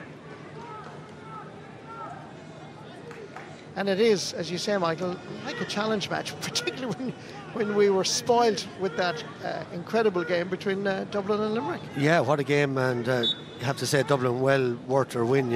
Limerick have been absolutely, as we all know, outstanding champions for so long, but Dublin were brilliant with a man sent off after 15 minutes, Chris Crummy, and then to play the whole game and to play the way they did, they were fantastic and caused a massive shock, maybe one of the biggest shocks ever, I'd say, in the hurling championship. Colin Mannion scored 9 points in the first half, 6 of them from frees. One was from a 65. Yeah. And he taps that over for his 10th point of the game. So now, 5 points between them again. Long way to go.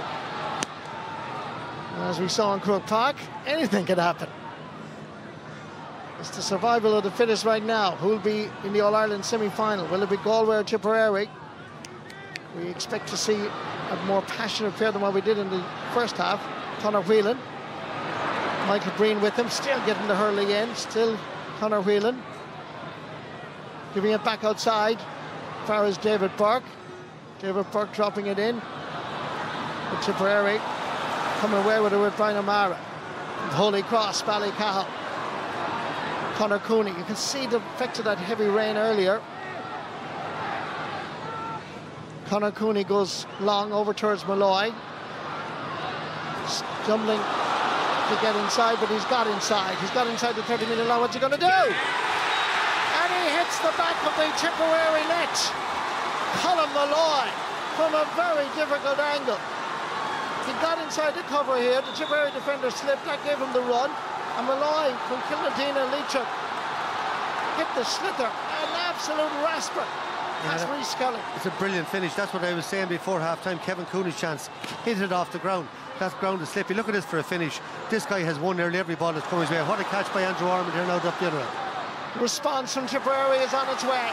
It curls into the breeze and the white flag will be raised. And already we've a little bit more to enjoy in the second half of this second All-Ireland quarter-final between Tipperary and Galway.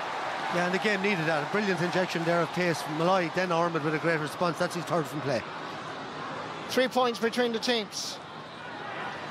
Away comes Brian O'Mara into the centre. He heard the call and duly delivered. But Galway should have the situation under control here.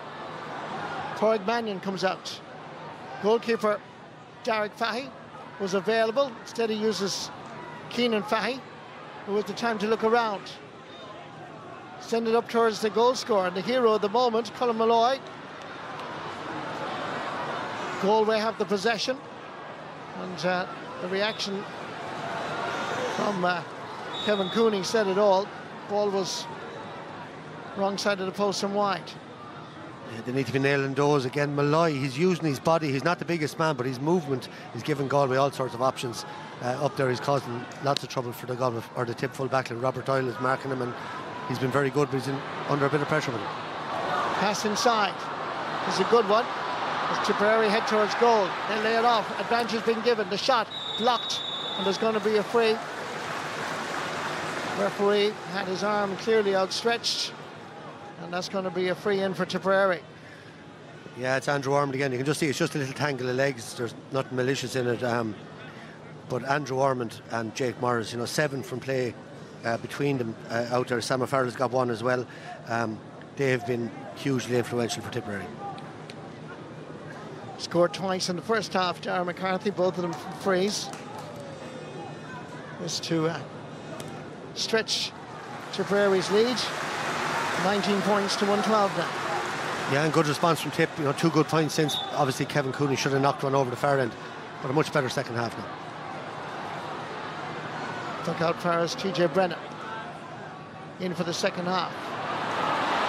Facing Sean Nonan as the ball is dropped in from out the field. The goalkeeper's coming off. Derek Pye calls for it.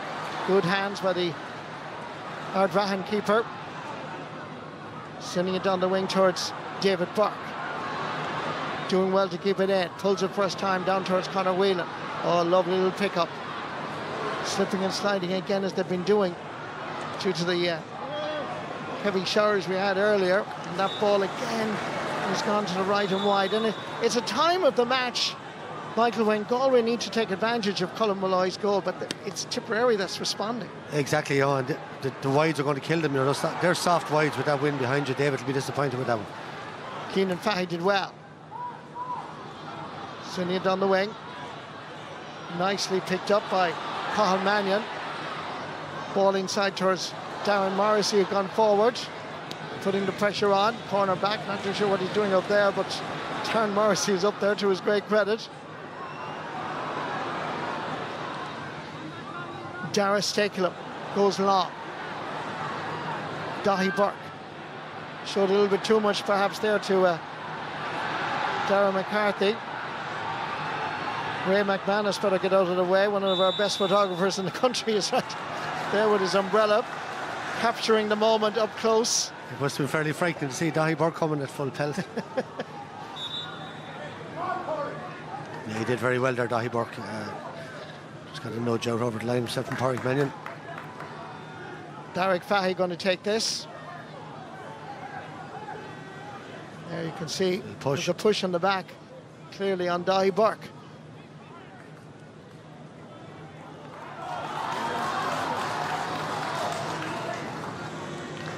Derek Fahy with the free. Dropping it up towards Conor Whelan. Batting it down. And that is sent again to the wrong side of the post off the stick of Conor Cooney. Yeah, and they're all wide on the right side as we look down. The wind is obviously blowing that way. Left post, lads, put it over. That's 3 very poor wides in a row. Second half possession so far, you can see at the top of your screen, Galway with now 62%. It's only slightly reflected on the scoreboard because they haven't continued the momentum that they would have gotten from the goal from Colin Malloy. Good work by Sam O'Farrell. Thomas Walsh, the linesman, indicates that it's going to be a sideline ball for Galway.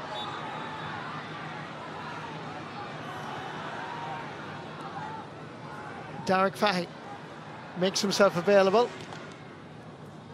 Sends it down the wing. First touch here is important, and it's well achieved by Kevin Cooney. Nice ball inside to Keenan Fahy, heading towards the 20-metre line. The hook was good. He sends it wide, and the Tipperary crowd get behind our team here. Well, it's because of Owen Connolly. He was way behind. It's a work rate. Watch the ground he made up here. Look at this. And he got in the little hook. That's great work. And Keenan Fahy should have stuck it over the bar. That's 5 wides for Galway in the second half, 4 in a row since they got the goal, and they're going to be so disappointed with that. Great defending by Tipperary. Coming across is Michael Breen. Solid as a rock at left corner back. 3 Galway players have the situation under control, or they should have. Dahi Burke moving it back for us, David Burke. Back helping out his defence. This is a ball that was intended for Keenan Fahy. Tipperary send it high, and Tipperary forwards, I can see from here, giving out to their midfielders. let the ball in. Well, that's two Willie Connors has at half-time. One he lobbed in, the goalie caught it, that one wide, with John McGrath 20 yards of space. The Galway defenders have got all over the tip forwards in the second half here, but Galway aren't taking their chances in the other end. That's the story of the second half. Carl Mannion didn't control it, so it's going to be a sideline ball for Tipperary.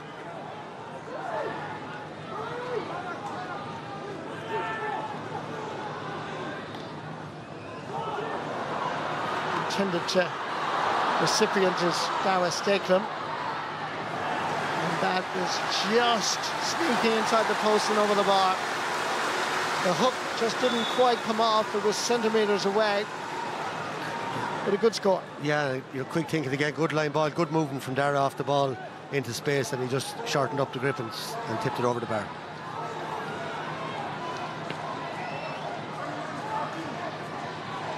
Took out drive down for Conor Whelan. Sideline ball going to Tipperary.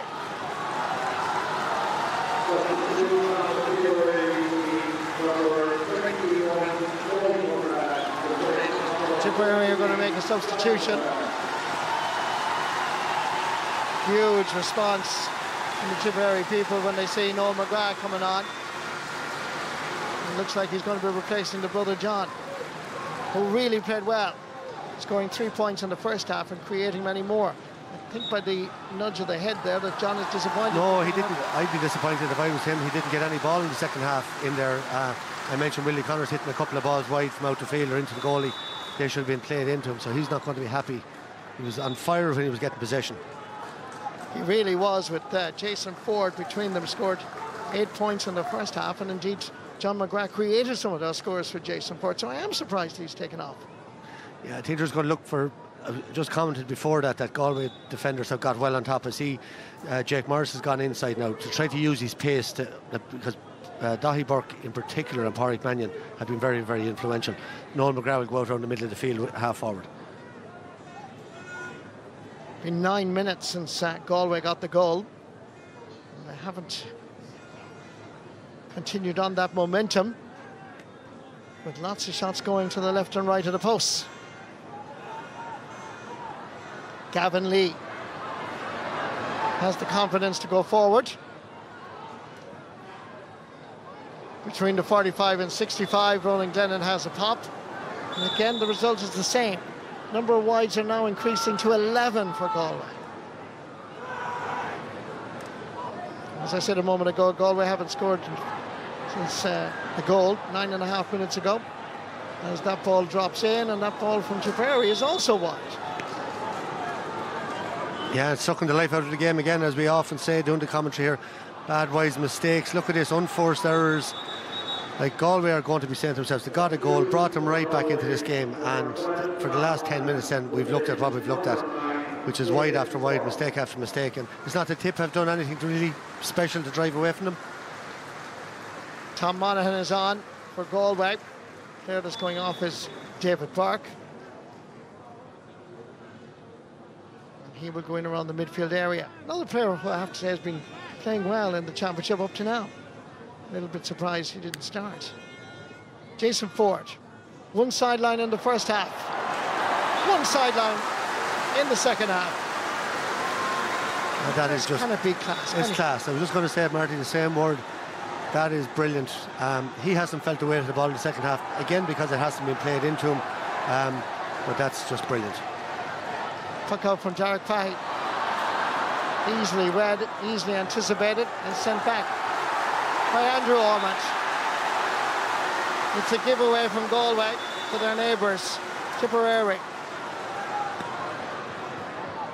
Such an easy giveaway, and Derek Fahey there, the body language said it all. And now Tipperary have the momentum. Going forward is Jake Morris, one thing on his mind. Oh, great save. The rebound is there and he's saved again. Derek Fahey, outstanding goalkeeping. Just when Tipperary felt that they had the momentum. Can that surely inspire Galway now? Breaking ball comes for us Willie Connors from Killadangan. He's going for the score, and that is flying between the posts and over the bar. It's his first in this All-Ireland quarter-final. He's working hard. Sometimes his distribution mightn't be the best, but you have to say his passion and his hurling skill, there is no doubt. Yeah, and look, Willie All is forgiven, but that one was on. He was on the front foot. But look at this. Jake Morris straight through the middle. A rocket of a shot. What a save. Going to kick it in. Did he pick it off the ground here? I don't know. I'd say he did. But Dara Stakelum went to just kick it in. Two brilliant saves there by Derek Fahey. That keeps Galway maybe slightly in it, but Tip have just upped the ante there in the last couple of minutes. And we talked about that change, moving Morris in there with his pace. He's caused havoc since he's gone in there. And Andrew Ormond, Marty, he creates such an option with them short puckouts. His movement is so good left and right from the number 11 position. He's cut out 4 or 5 puckouts since the start of the game. He scored 4 from play. He's been outstanding as well. Swap between the All-Ireland under-20 medalist, Darren McCarthy, making way for Oisin O'Donoghue, who was outstanding in that All-Ireland final a few weeks ago. Away comes Brian O'Mara, being pursued by Carl Mannion. And Brian O'Mara, again, registers another wide for Tipperary, who are increasing their wides tally now to 12. One more than Galway.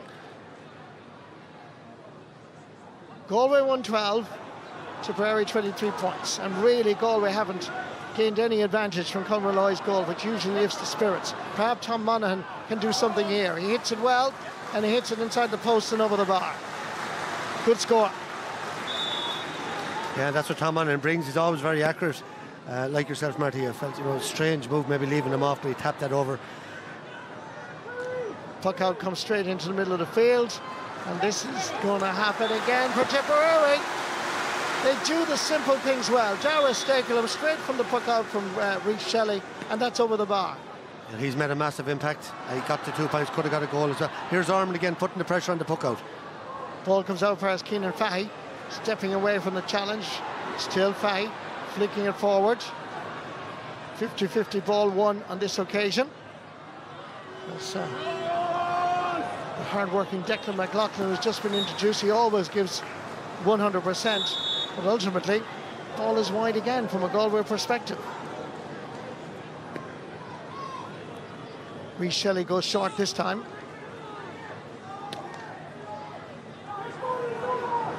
The wind is still present, but perhaps not as strong as it was in the first half, I have to say.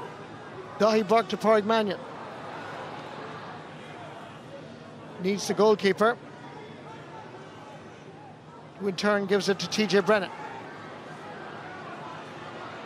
It scored 6 points in the Leinster Championship campaign. And this was the sort of performance that you'd expect as TJ goes forward.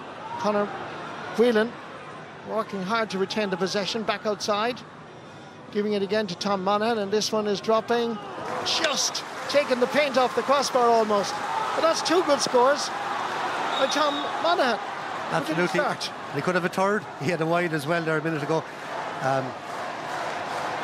Just the game has been the same sort of pattern. Tipperary just playing in sports, playing really, really well, then opting out for a couple of minutes, maybe giving Galway a few chances.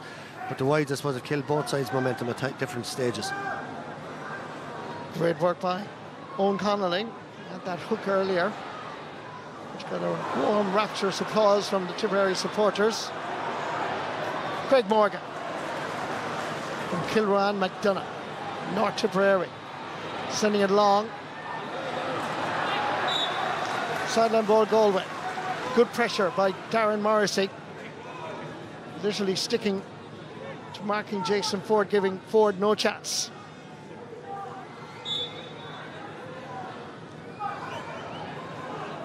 Hall Donoghue will be expecting in the next 16 minutes a little bit more from his team. But the ball bypasses midfield, nobody gets a touch, and that's going to be a Tipperary ball.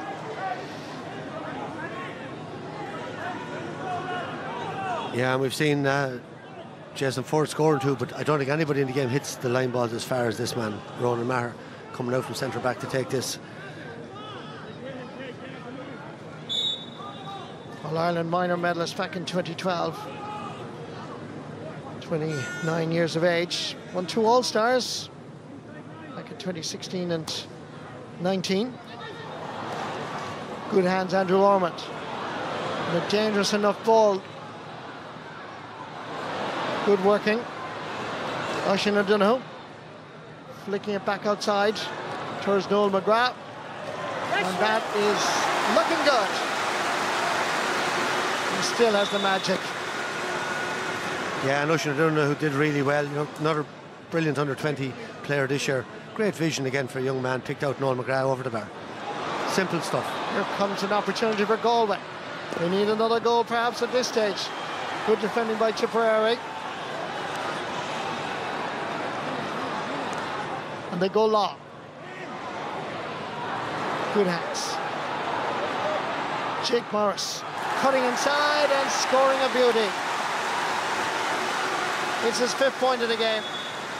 Yeah, certainly since he moved out to the forward line, to the half-forward line, I think it's like a breath of fresh air through his lungs. He seems to be playing much better. Yeah, but that movement, you know, in there, to move him in and take off John McGrath, we were maybe saying John was unlucky, but since Jake Morris has gone in there, Tip have fed him and he scored a couple of great points and created a great goal chance as well. At least they have those options. Tipperary winning the 50-50 ball. Again, a race for possession. Dahi Burke giving it back. Spreading it wide is Pádraig Mannion. And away goes Brian Concannon. Cutting inside and sending this again wrong side of the post. Frustration coming in to this Galway team at the moment. There's a bit of afters between Willie Connors and Brian Concannon. And Galway do their best to change their forward line. This is Tiernan Killeen. Wing forward from Loughrea normally, just in his early 20s. And Kevin Cooney is the player that's making way. Reece Shelley. Going long. Oh, Jake Morris. Man is on fire. This time he sends it to the wrong side of the post and wide. They definitely have the forwards, don't they, Michael? And they have the options. Yeah, but like the scores from play, I was just looking at there, Marty. 5 from Morris, 4 from Ormond, 4 from Ford, 3 from McGrath. You know, that's savage shooting from play. Tiernan Killeen turned towards Colin Malloy, but Tipperary have the situation under control. Reece Shelley. Coolness personified between the posts. Overfires Willie Connors. Great crossfield ball over towards Noel McGrath. That's beautiful hurling from one side of the pitch to the other. Opportunity coming to Tipperary. Fantastic goal. It was beautifully created. And Oisin O'Donoghue from Cashel Kilcormac scored 1-1 against Waterford in the Munster Championship, just introduced. But it was the diagonal ball, it was the vision, it was the composure, it was the balance and the skill, ultimately, from Oisin O'Donoghue that capped off a real Tipperary team goal. Yeah, but what a ball, Willie Connors to Noel McGrath. But that's why Noel McGrath, we might never have another Noel McGrath, with the vision he has, with the skill he has. Anybody else would have tapped that over the bar. He come on as a sub, I get another point, I look good on the scoreboard. No, picked out the young man who buried it in the corner of the net. Conor Stakelum, the other one of the Stakelum brothers, is coming on for Sam O'Farrell, and the referee Sean Stack is going to the look of innocence, trying to have a word with Willie Connors. He didn't book him. Just getting a severe talking to. But I was watching Noel McGrath off the ball there, Marty, in front of us here before that was played to him. He made a 30-yard run. He was calling for the ball, and Connor saw him, and it's just class. Cathal Mannion going for his 11th point of the game. And that has now been achieved. Just when I was thinking that Tipperary goal, the beautiful ball that was played around, I have to say that thinking of a woman in Tipperary town, Berry Meskel, who's 89 years of age, celebrated her birthday, and she loves Tipperary hurling. Congratulations. So that'll make her birthday. So happy birthday, Berry. As the ball dribbles out over the sideline, and that's going to be sideline ball for Galway.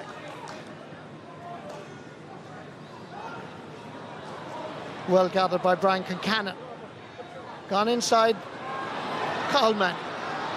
One thing on his mind, has to be a goal here now.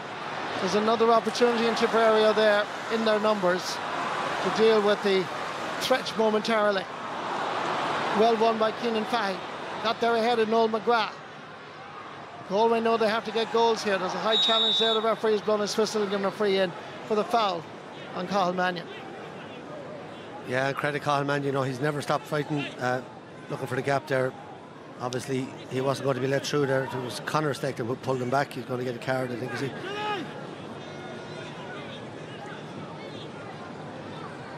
His brother Dara has made a big impact since half-time in the middle of the field as well. Yellow card there for Conor Steckton. Referee has blown his whistle. Yeah, Cathal Mannion scooped the ball to him, but he was too close to him anyway. You can take a quick one, but he was too close to him. I'd say that's the problem there. The goalie gave him a clip as well. Ryan Concannon felt the pain as well, and the heartbreak. Rhys Shelley gives him a tap in the back there, say hard luck. Quick thinking by Cathal Mannion, but just too close. Ball anticipated and intercepted rather well by TJ Brennan. Lays it off quickly to Cathal Mannion. Keenan Fahy. Good ball actually. Could work out well. And that is gone again. Disappointingly from a Galway perspective, left and wide. Go on, lads. Declan McLaughlin, very disappointed. 8 minutes to go. Looks like the end of the journey in the championship for Micheál Donoghue and his team, and they'll be disappointed with the overall performances if this is going to be their lot. But let's see what happens. It's not over until that full-time whistle blows, and Conor Whelan under a little bit of pressure. Has to lay it back first. Tom Monaghan got his fingertips to it. Now ball in hand. Back first TJ Brennan. Two Tipperary forwards converging on him. He goes long up towards Cathal Mannion. And perhaps Colin Malloy can do it again.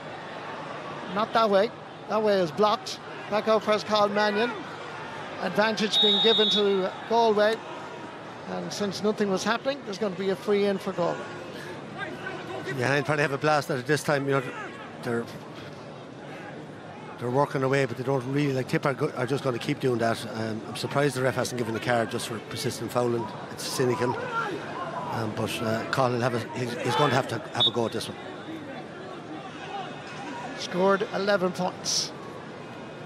Cathal Mannion focusing, thinking about going for it. Sends it low. Stopped by Rhys Shelley rather easily. And clears his lines. Ball runs on. Noel McGrath's available. Floating it in high. Dropping it in. Goalkeeper Derek Fahy will deal with it. There's nobody immediately down that wing. There is now with Tiernan Killeen. Crossfield ball is aimed at TJ Brennan. Tom Monaghan. Under pressure again. Good work. Leaves it behind him, however. And Dara Stekelam lays it back, and Tipperary will build again. Little jersey pull by Pádraig Mannion.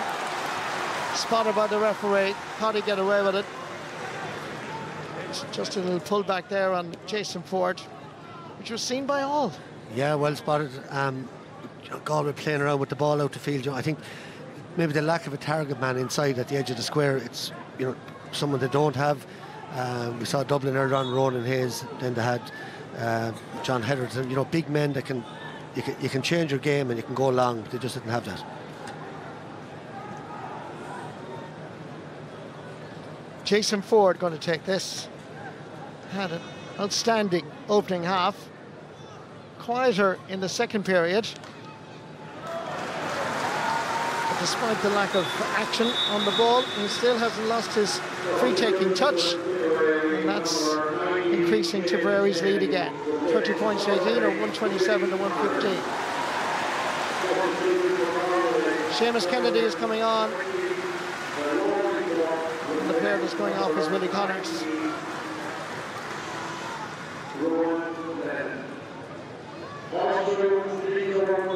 Rory Burke from Ormore Marie is also coming on. Puck out from Derek Fahy. Noel McGrath waited patiently for it, batted down by Keenan Fahy, and Noel McGrath's there again.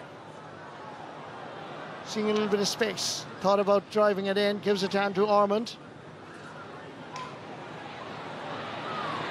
Derek Fahy comes off his goal line, but is dealt with quite capably. Galway still find themselves under pressure. Full marks to Darren Morrissey, who took control of that ball going in.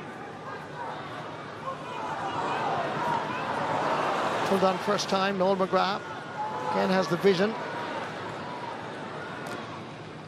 Brian O'Mara from out the field sends it well wide. 4 minutes or thereabouts to go in this match. And if it stands, now that Dublin and Tipperary look like they're going to win here, it's going to be Cork against Dublin and Kilkenny against Tipperary in the semi-finals. Let's see what happens. Still waiting for the 70th minute plus.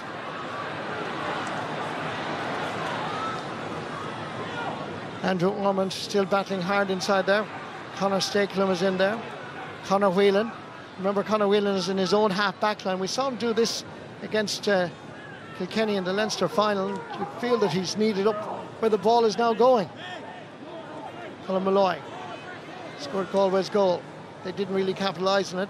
Crossfield ball over to TJ Brennan. Shimmy to the right. Trying to get into the left, trying to pull the trigger. Stopped again. And out for 65. They're trying everything, Galway. Yeah, they are. TJ Brennan worked well there. Worked the opportunity for the shot. See Ronan Maher there. Got a half block to it, and then TJ Brennan has added a lot of purpose since being introduced.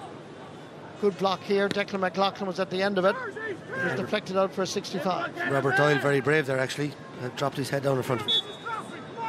Galway just lacked that creativity and precision and incisiveness up front, don't they, Michael? Yeah, it was really after they got the goal, Mark. That's where the game was won and lost. They had 5 wides in a row after that, and there's Colin Mannion again, probably knocking that one over. He's been brilliant from place balls today, but that was the crucial period of the game. They had every opportunity to get right back into the game, and then the second goal from, or the goal from Oisin O'Donoghue really capped, which was Tipperary performance, very good in ways, yet to create.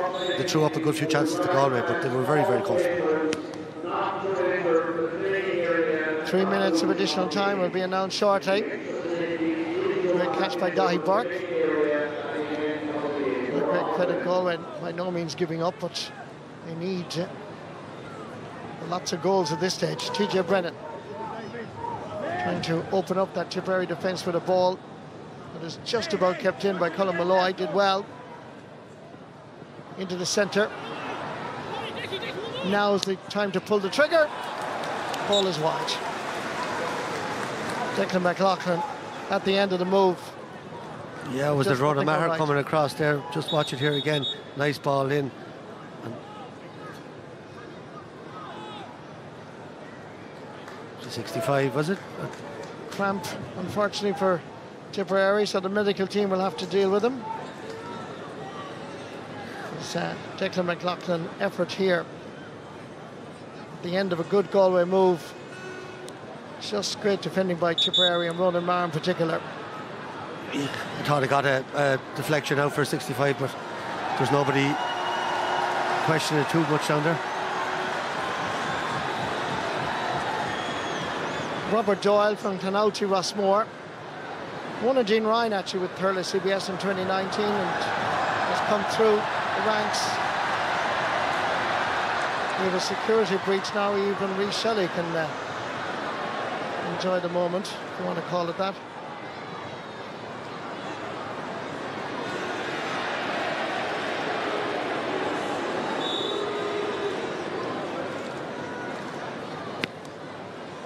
Rhys Shelley takes the puck out. We're now gone into the injury time of 3 minutes. Batted away. Gavin Lee fires Pádraig Mannion. Tom Monaghan got on a lot of balls since being introduced. Lays it off towards Tiernan Killeen. Galway shooting is hugely disappointing. They now have 16 wides. Mind you, Tipperary aren't that far behind them with 14. But even going for a white there, Mark, or going for a point, like, you need to be heading for the goal there when you're this much down. Opportunity for Brian Concannon. One thing on his mind. Rhys Shelley doing so well. Let's look at this again as the ball came in. Brian Concannon having a shot. And between them and his defender, they saved the day. Yeah, it was Owen Connolly and himself, but Liam Cahill will not be happy with this last 5 minutes. Like, Galway have waltzed through there. They've had a couple of chances. They've been pulled down for frees. Couple of half chances of goals, and it's just been that sort of performance from Tipperary. They've been very, very good at times, but they've been very lax at other times. Carl Mannion happy enough to take the point, his 13th point of the match. Well, there's a huge gap between the two counties. This is the biggest there's been in quite a number of years. Normally 1 point or 2 point between them, but there's now 10 points, as you can see on your scoreboard on the top of your screen. 117 Galway, 127 Tipperary. Liam Cahill shouting on the sideline, go, go, go. But Derek Pahey will deal with that slither rather easily.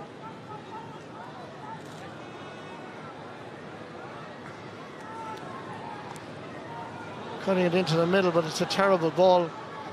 And Tipperary latch onto it. Jake Morris wanted the pass. And Andrew Ormond was intent on increasing his score sheet here with his 4th point of the game.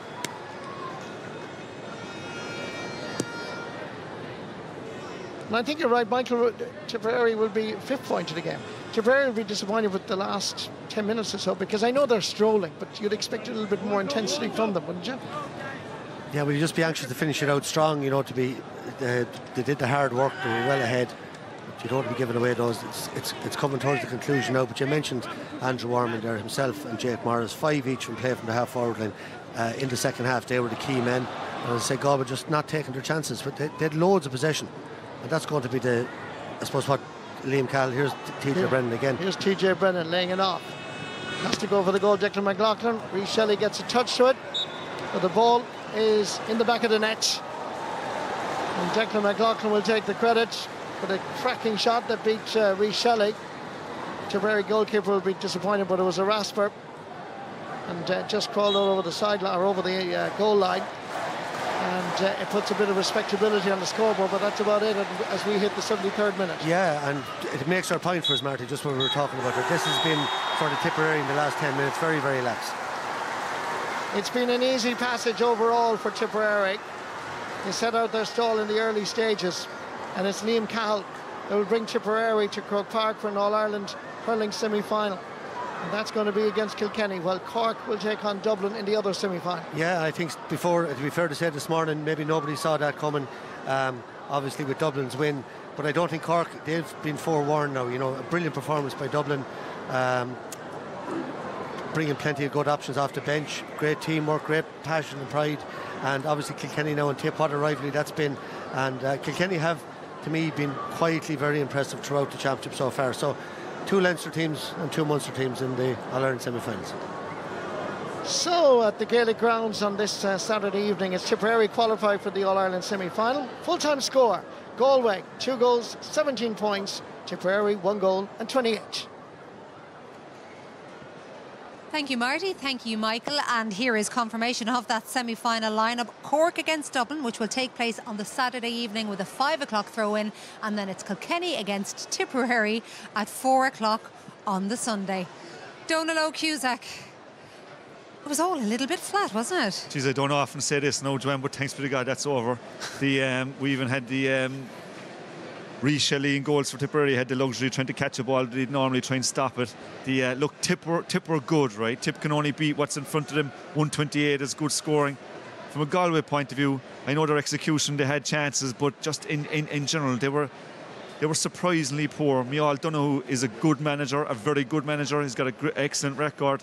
I believe he was given 4 years. By the looks of it, he's going to need all those years to turn this team around. Okay, we'll have more on Galway in just a moment and on Tip's prospects going forward. First of all, let's go down to Cahill to find out who is the man of the match. Yes, Joanne, thank you very much indeed. And Andrew Ormond of Tipperary is our man of the match. And here to present Andrew with his award is Damien Crilly from Borgosh Energy.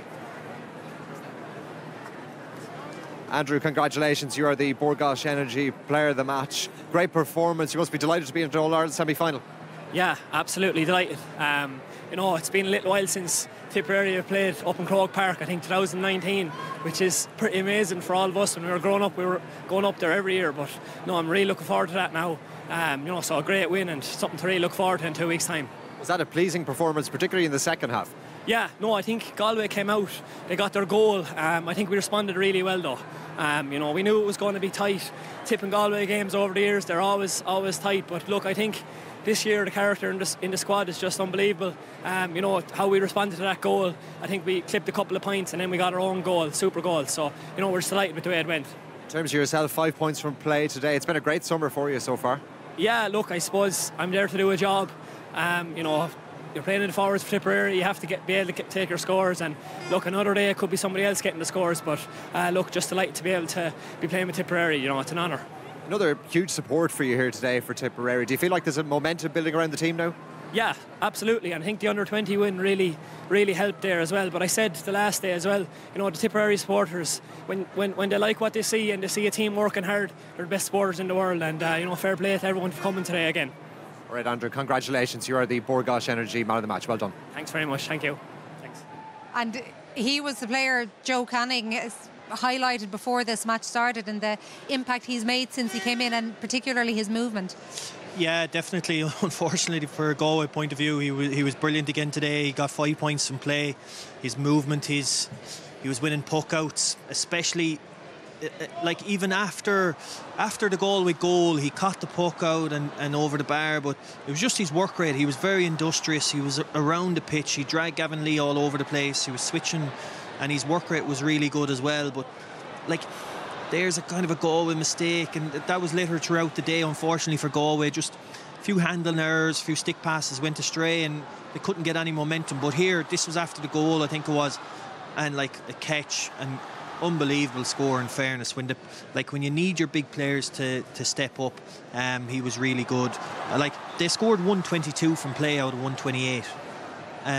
That's brilliant shooting, and it's big question marks for the opposition. But when they're scoring 122 from play, Jake Morris scored another 5, Sam O'Farrell, John McGrath 3, Jason Ford had 4, 2 sidelines. Dara Stakelum came on with 2, so like they have a spread of scores there that's really good. On Andrew Ormond, like, you know, it's great to see. Like, he's been around the panel, I saw it, since 2021. It just shows you when, you know, certain players get a run of games and that bit of form, and all they need to be, you know, kind of let out the pasture kind of thing. But he's been outstanding this year, and a massive find that they probably didn't expect at the start of the year. It must take some own personal confidence to be able to do that, though, because it could be easy to go the opposite, couldn't it, if you are there and you don't feel like you're getting your chance? Yeah, well, I only see with our own team at Clare, you know, Peter Duggan would have been around our panel for a long time, and then all of a sudden got a run of games, and one management kind of stuck with him, and look where he's, you know, gone on the last number of years. And, you know, same with David Reedy in Limerick. Like, he was on the panel, went to Kildare for two seasons, I think, and then came back and has been a mainstay in the Limerick panel. So, you know, it's interesting. Just sometimes at intercounty, you just need to be given that bit of you know, backing. It's probably from the management point of view, John, that like Liam Cahill and his guys probably backed him, said, here's number 11 now for the next few games. It's yours, you can take it. Like, the same with Duggan and these guys. So if the management back you, that gives you a good bit of confidence going in. This is obviously a really important victory for Tipperary, especially given that they've struggled at All-Ireland quarter-finals. They've struggled against Galway.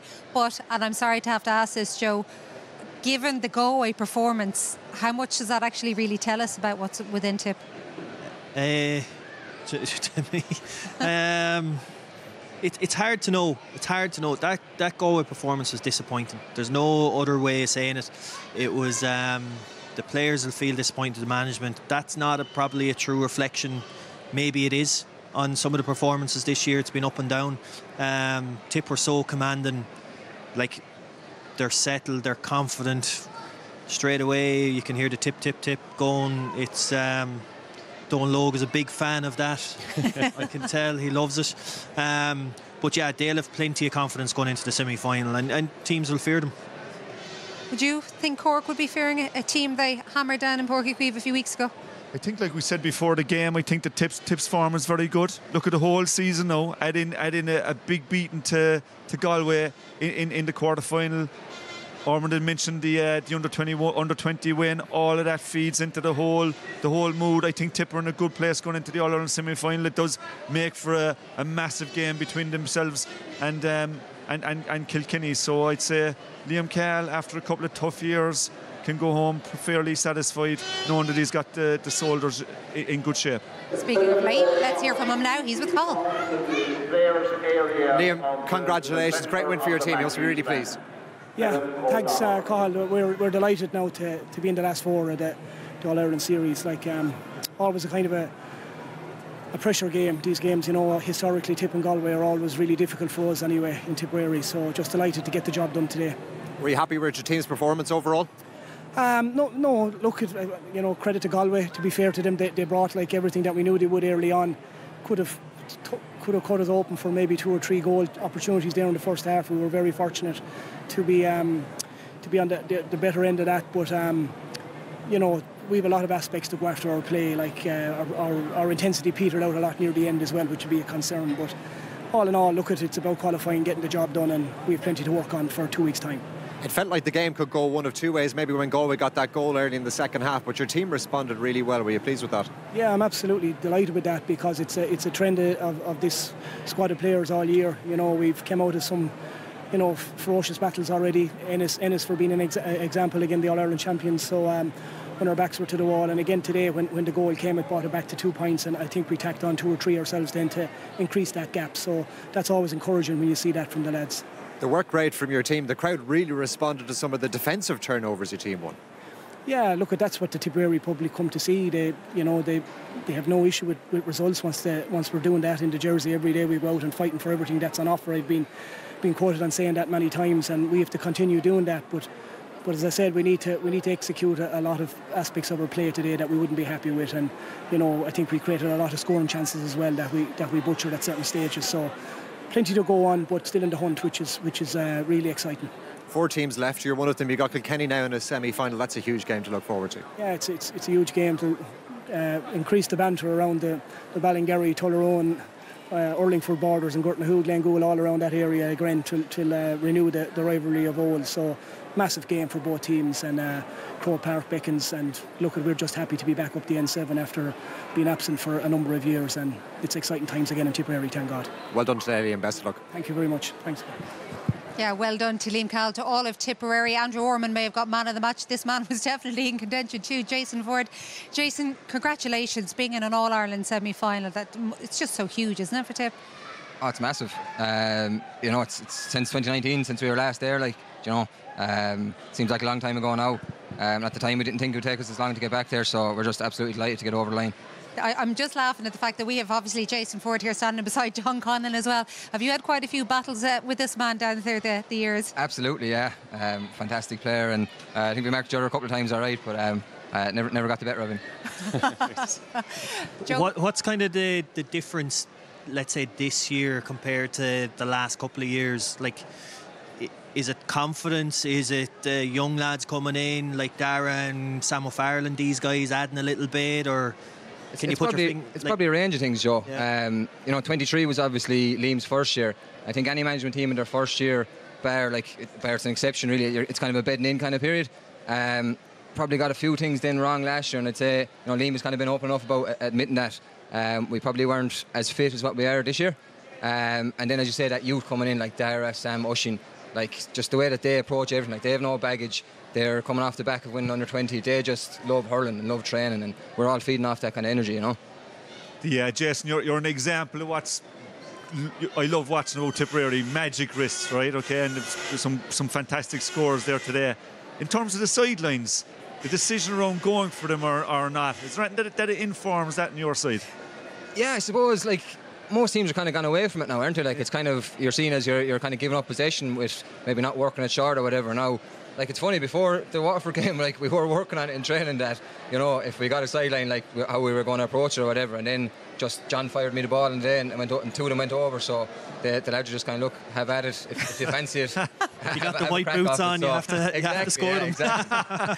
I'm sorry, what you missed there is Joe Canning's face when Donal Óg was daring to ask about going for sideline cuts. Well, you have if it's in your locker, you have to try it, don't you, Jason? Like it's obviously in your locker, and like, listen, when they don't go over, everybody's an expert then, and they'll come back to you. But when you got two lovely ones. They were around 40 yards out on the side. And I'd say at the start of the game, you know, when you were getting these, you got 3 or 4 points there just all of a sudden, and then you got your first line ball. It was like, did it feel that, geez, today I could get 7-8 points from play, or what was going through your head at that stage? Or yeah, the ball was pinging around in there, and I think we were kind of all feeding off it. Like, I think John had John 3 in the first half maybe as well, and we were all kind of looping around and kind of getting different chances that were falling, you know. And yeah, look, as you say, when you come out to the first line ball and it goes over, it's great, but you might be coming for the second one if that first one doesn't get there. So. yeah. Do you want to have a look at a few of those there? I know it's always difficult when you've just come off the pitch to see what you've just been in the middle of, but the lads might help you along here having a look at some of them. So this is one of the sidelines. If he didn't score that now, it's perfect, isn't it? Yeah, but it's from that side as well, isn't it? It's kind of, they can kind of bring him back in. The other side is obviously more difficult, but just the light one. And were you doing a lot of movement in the first half? Like, you seem to be picking up different positions the whole time. Was that a thing at the start of the game that you were conscious of, or were you? Not overly, no. I suppose, like, Jake spent a bit of time inside and then he spends a bit of time outside, but it was just more natural kind of movement. You're kind of, because Galway were working a lot of the puck out short, we found that we were tracking out, and then you just kind of find yourself naturally kind of out there. So you know, and then it's just trying to work back in so that the boys have an outlet ball then to hit. And is Liam very like that, as opposed to being very structured, that if you see something out there on the pitch to do that and you have the freedom to do it? Yeah, definitely. Like, he always talks about you know, hurling with instinct, and that he's not going to take the instinct out of any player, which is great. Now obviously we have structures and things systems that we have to work to as well. But no, he's not going to restrict anyone in that way. You know? In terms of the subs, you got a big impact off the subs today. You know, Shane O'Donoghue, he's come on and done very well in the 20s, and Noel obviously coming in off the bench is such a big thing as well, you know. Yeah, like the bench is massive. Like, and like Oisín's only 19. Like, he still has another year under 20. Like, he's going to be a serious player going forward. Like, that's 2 goals now off the bench in the last, let's say, the Waterford game and today. So like, we're getting impact there. Noel just brings such a cool head to it. Like, he's all the experience in the world, and like, if you hear any of our players talking, I suppose we always talk about Noel being a big driver in our group, and you know, he's a massive figure there, and as I said, he just comes on, calms the whole thing down. Like, there's not too many players would have given the pass for Oisín's goal after coming on. They would have been thinking, I'll get my own score here, whereas that's never the case with Noel. Like. You now have, so you're getting back to an All-Ireland semi-final, you're getting back to Croke Park, and you're getting back to Kilkenny. How much are you looking forward to that? Yeah, like, look, as we said, the big aim was just to get back to Croke Park this year. As you said, it's 2019 since we were last there. These younger players, you know, they need that to get there and experience that. For like, it's gas, like, for a lot of that team probably have never played in Croke Park before, you know. With the under 20 matches being kind of Nolan Park and different places, like, a lot of that team won't have actually played in Croke Park. So look, we'll be relishing it. Another 2 weeks back to training on Tuesday, and we'll just go at it as hard as we can. Just one more quick question about the younger players in the squad, because Andrew mentioned them as well, and obviously they're great players, they've got these big victories under their belts, but does it also change the dynamic within the squad? Because you talked about Noel, you've obviously been there for many years as well. Does it change the whole atmosphere too? Oh, it does, big time. Like I said, like, they just bring no baggage, and they're just mad for hurling. Like, if Darren McCarthy could stay in the field for the whole day, he would. You know, kind of, that's the type of lad he is, like. And the other 2 boys are the same as well. So, like, yeah, they just brought a great bit of youth to it. As well as that, like, you know, it had lads looking over their shoulder early in the year too. A lot of us probably didn't get a huge amount of game time in the league. And that kind of drives you to up your standards as well, and make sure that you're going to be in that first 15. So, you know, all of that feeds into it as well, and it's really, really healthy. Big competition there, and, you know, I guarantee you that team will probably change again for 2 weeks' time. Jason, it's been brilliant having you up here. I know you have to get down into the showers due to the fact, as you told us, you weren't made for this warm weather. And yet it didn't look like it when you were out there. It was a brilliant performance, and best of luck in the All-Ireland semi-finals. Jason Ford will be back with more reaction and analysis after the break and our competition. Here's your chance to jet off with Aer Lingus to bustling London, with daily flights to London from Dublin, Cork, Knock and Shannon. Check it out on airlingus.com. Once there, you'll stay 3 nights at the Westminster London, a 5-star hotel where elegance meets intrigue, just moments from London's iconic landmarks. You'll also enjoy a champagne lunch at Wickham's, located in elegant Soho. And, so you can be adventurous in London, you'll soar above the iconic Tottenham Hotspur Stadium by taking on the Dare Skywalk, along with experiencing all the thrills and excitement at London's ultimate indoor go-karting at K1 Speed. Plus, so you can hit the shops, we're also giving you €1,000 spending money too. For your chance to win, answer this question. Which of these is the current manager of the Galway senior football team? Is it Mickey Graham or Pádraig Joyce? To enter, call 15 17 71 71 74 or text the word GAME followed by your answer and name to 57886. Maximum cost per entry is €2.50. You must be over 18 to enter. Lines will close at midday on Monday 23rd of June. Full details are on rte.ie/competitions, where the lucky winner will also be revealed.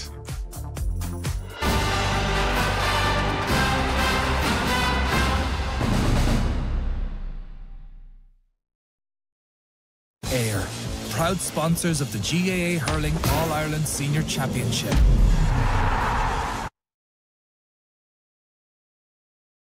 School shoes already. What's next? I don't know. Well, she's definitely going to be the best student in her class. What if she gets really into sport? Maybe not that into sport. Then there's marriage. That could be a big one. And what if I'm not around? And what if... I know. Maybe we should concentrate on the shoes. For 80 years, we've been helping people embrace life's changes. For health, life, pensions and investments. A better life with Irish Life. Gum problems? They could get worse unless you use a gum expert daily. New Corsadil Gum Strengthen and Protect with hyaluronic acid. See? It helps strengthen the gum seal for long-lasting gum protection. Allow me. Thanks. Corsadil. We love better value at Dunnes Stores. Freshen up with selected hair care, tan and deodorants. Now half price. Get holiday ready with travel toiletries. Mix and match 3 for 2. And enjoy the sunshine with selected Garnier Ombre Solaire sun creams. Just €10 each. Plus, you can save at the till with a 5 off 25 grocery voucher. Dunnes Stores. Always better value.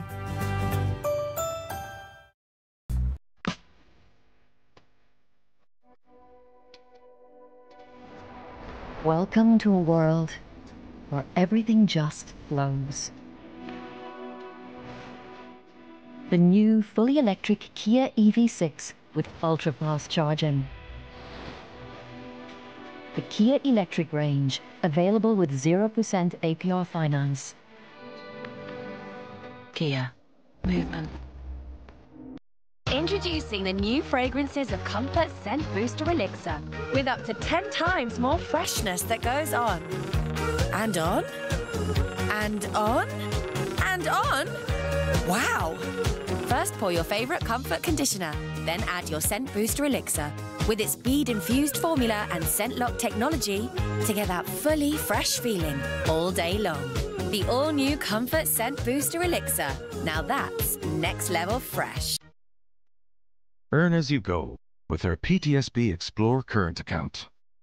With a banking experience that means more for you.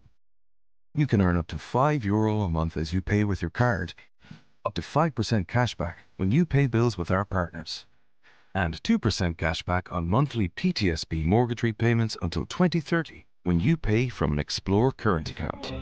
Apply in-app and start earning today. PTSB, altogether more human.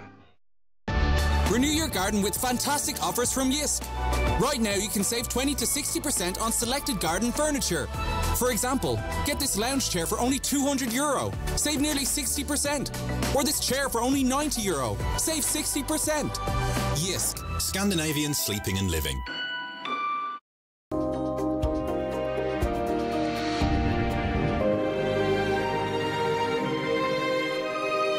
The moment I feel my pain starting to fade, It's like I'm going back to myself on a good day. Panadol Extra Soluble. Powerful pain relief. Panadol. Release starts here.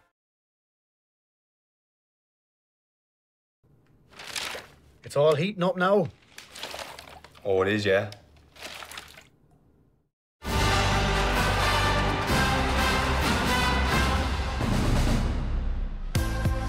It's taken some time for Tipperary, hasn't it? But they are finally through the All-Ireland quarter-final stage. They are finally, as Jason Ford told us, back in Croke Park, back in an All-Ireland semi-final where they're going to face their neighbours and rivals, Kilkenny.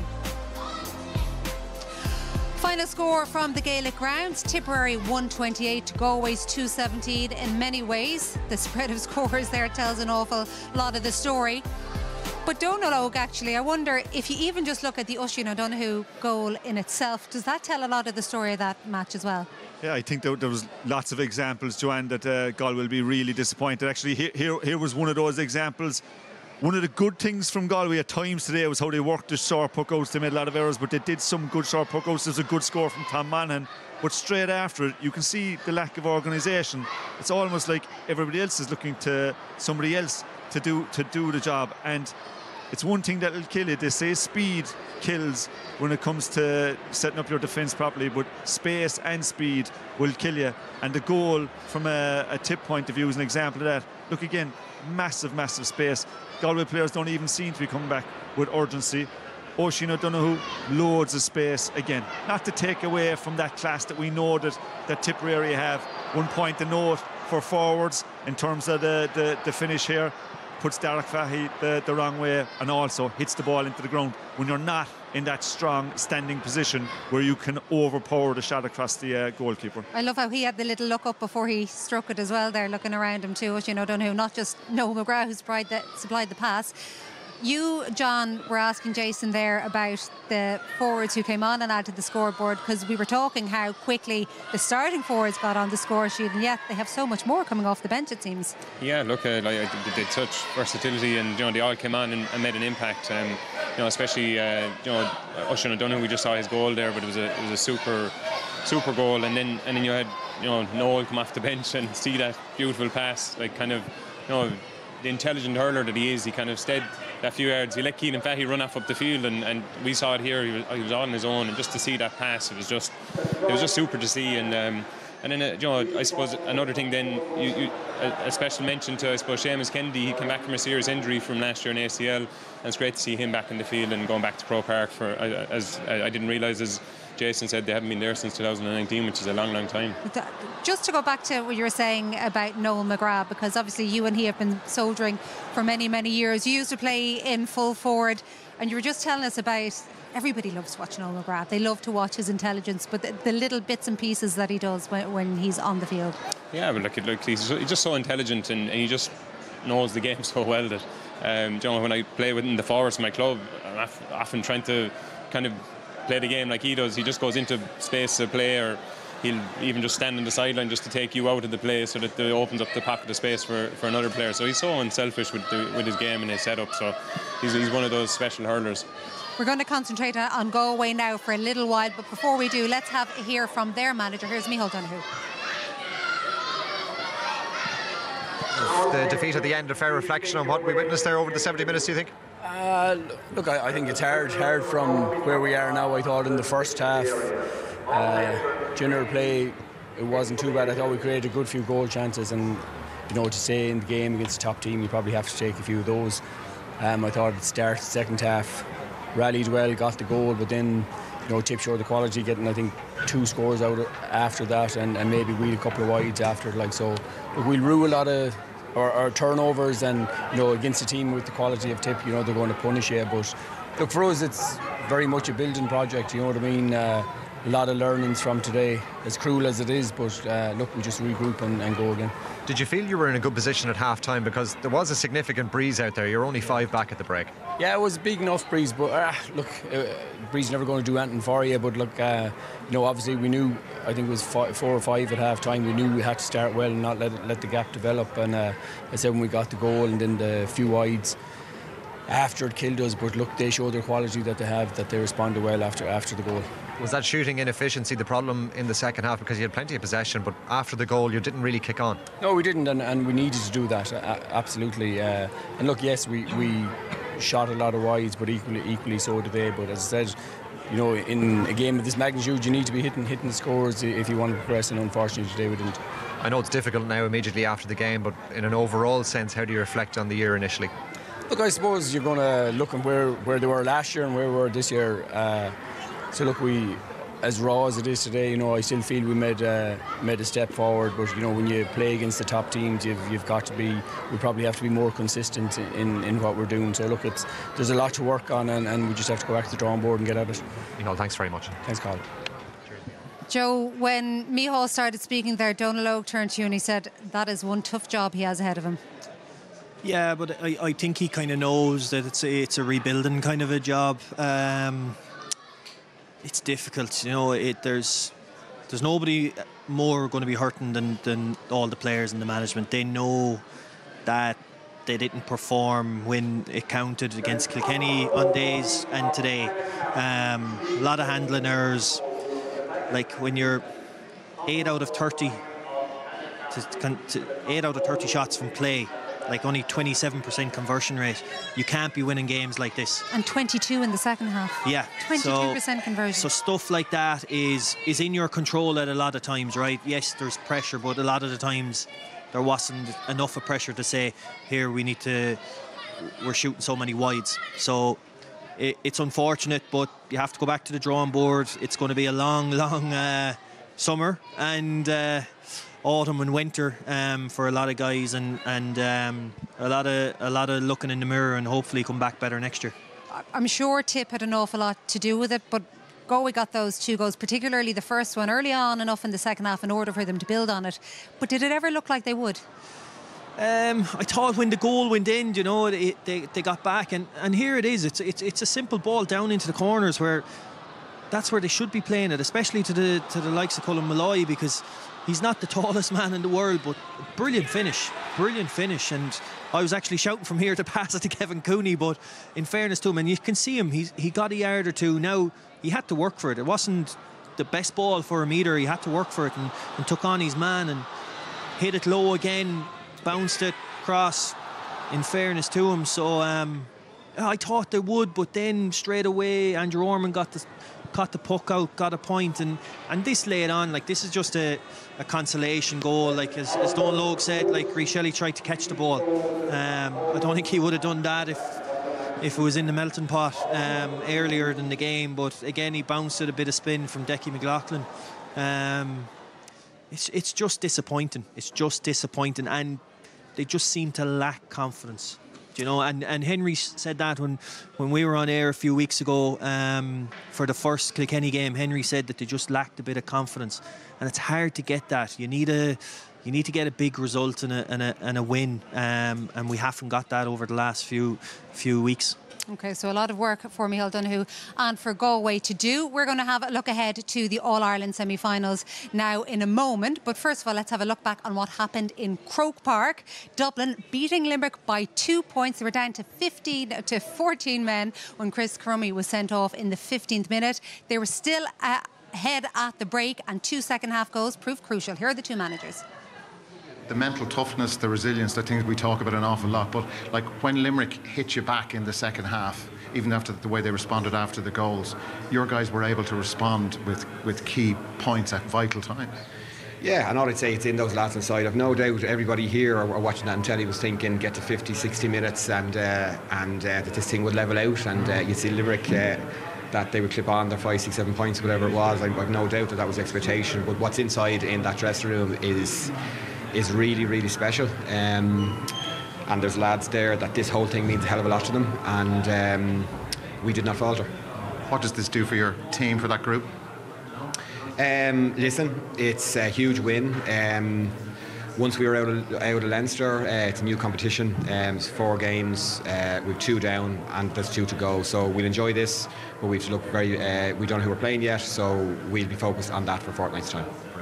tell me what was your view of how you were going to reshape the team after the red card? Because I know it can cause problems for the team with the extra player as well as issues for the team with the 14, obviously. Yeah, well, we had the spare man, and we used it the same as we always would, as at the back, to give you that little added piece of security. But listen, ultimately it didn't work. But I don't think it was down to that. I think, listen, when you look at our performance, you'll see some missed pickups, drop balls, some wides that would be normally executed off the bar, and we were just that little bit off. And I think ultimately, no excuses from us. It's hats off to Dublin. We wish them well and congratulate them on their win. Just maybe, John, may I ask you about the build-up, because you guys never underestimate anybody you face. You're too professional an outfit for that. But the narrative around it was, look, Dublin will put it up even with 15 to Limerick for 60 minutes, and then Limerick will pull away. And I know you're great at blocking out the kind of white noise, but do you think that probably wasn't helpful for Limerick to be even hearing bits of that? No, that doesn't come in on our psyche. We deal with all those narratives ourselves in-house, and we've already been beaten by Dublin in January in a challenge match in Limerick, so we were acutely aware of how well prepared they are. They've top-class management team. They're super prepared, and it was evident on the pitch, and they just got it right, and they showed phenomenal levels of hunger. When you have that, you give yourself a chance, and they give themselves an opportunity to win the game today, and they took it. Okay, thank you very much. Thank you. Safe journey home. We reckon that is the first time since 2017 that John Kiley's Limerick have finished without any championship title or any league title either. And you heard Neil O'Callaghan saying they didn't know yet who Dublin were facing in the All-Ireland semi-final. We now know, as a result of what happened in Limerick, that Donal Óg, it is going to be your boys they are going to be playing. Yeah, should be on a Saturday evening, Crow Park, full to the rafters. I think from a Cork point of view, forewarned is forearmed. I think it was 2013 that Cork played Dublin in the All-Ireland semi-final before playing Clare in the final. That game was really tight. Dublin had a player sent off, had a couple of chances and so on. But you have to say it that the story of today is Dublin, and it'll definitely add something different now to the All-Ireland semi-final than most of us were expecting. What in particular would you be concerned about? I think that Dublin were full value today. I know we were speaking at half-time. I suppose all of our lenses are through Limerick so much, them being such a great team over the last number of years, but I think they've got a high level of skill, huge athleticism. They dominated Limerick today from a hunger point of view. I know John Kiley, he's going to be very honourable and very respectful the way he talks there, but you just listen to some things they'll say. That hunger side of the house, Dublin were definitely the hunters today when it came down to Crow Park. So I know everybody is going to say it, but it's there now for them if they want to. You heard their manager saying that they've 4 games as part of this competition. He's not a man that's going to be he's not going to be overly confident, but you can see that he's got big ambitions, and he's been very successful from a club point of view. But I do think it makes for a great semi-final. I always worry about those Saturday semi-finals. Should there be any All-Ireland hurling semi-final on a Saturday? I don't think that there should be. But anyway, we've went through that point on a number of occasions. But a full house, a full Hill 16 mixed with Cork and Dublin fans, beautiful mix in colour, 2 great teams. Looking forward to it. Not to mention what's coming the following day then between that storied fixture of Tipperary and Kilkenny. He's already put it up to Dublin fans now, so make sure you get out there to the hill and join those sprinkling of Cork supporters as well. It must be so exciting for the 4 teams involved, because you have 4 teams who've waited quite a while. I mean, 2019 is the most recent of the All-Ireland winners, Liam Sheedy's Tipperary back then, but everybody else is trying to bridge this big gap. Yeah, well, look, I suppose with Limerick being out and us as All-Ireland champions, I suppose, being gone as well, there's such excitement there now going forward into the semi-finals. 4 new teams, bar maybe, obviously Kilkenny and Cork have been there before, but you have Tip and Dublin now. It's going to bring massive crowds to those 2 games, and that kind of sense of newness, I suppose, that we've kind of been missing in the championship over the last number of years. But that's it exactly, isn't it? And I wonder, and he'll get annoyed when I ask you this, does it pile even more pressure onto Cork, do you think? I didn't say high. Maybe so, because a lot of people were probably thinking after the Munster final it'll be Limerick Cork again in a final. It'll definitely have people talking about it. That it's Cork's All-Ireland maybe to lose in some ways. No, but that's what people will say. That's just the reality of it. other teams, obviously Dublin, obviously Tip and Kilkenny will have something to say about that, but that's just what the general public will be talking now over the next few weeks, and that's the reality, because they are, after winning a Munster Championship, after winning the league, they are the form team. But semi-finals, they take on a life of their own. Some of the best games we've seen over the past number of years have been the semi-finals, because teams just go at it. They don't care. It's semi-final, it's there to be won, and they just go at it. And there have been so many twists and turns in those semi-finals down through the years as well. And upsets, of course, along the way. Now, do not forget about tonight's Saturday game, which will have more reaction and analysis of the hurling, but also the All-Ireland football quarter-finals from today as well. That's at 9:30 with Damien. And the Sunday game, as always, we have tomorrow the Tailteann Cup semi-finals, Wicklow against Limerick, Fermanagh against Kildare from 1:30. And the Sunday game highlights of tomorrow's action with Jackie from 9:30. For now, though, a big thank you to John for joining us this afternoon, along with Joe and Donal Og as well. Tip got on top in Limerick, but most of the headlines are going to be about Dublin's capital performance in Croke Park. From all of us here, bye-bye.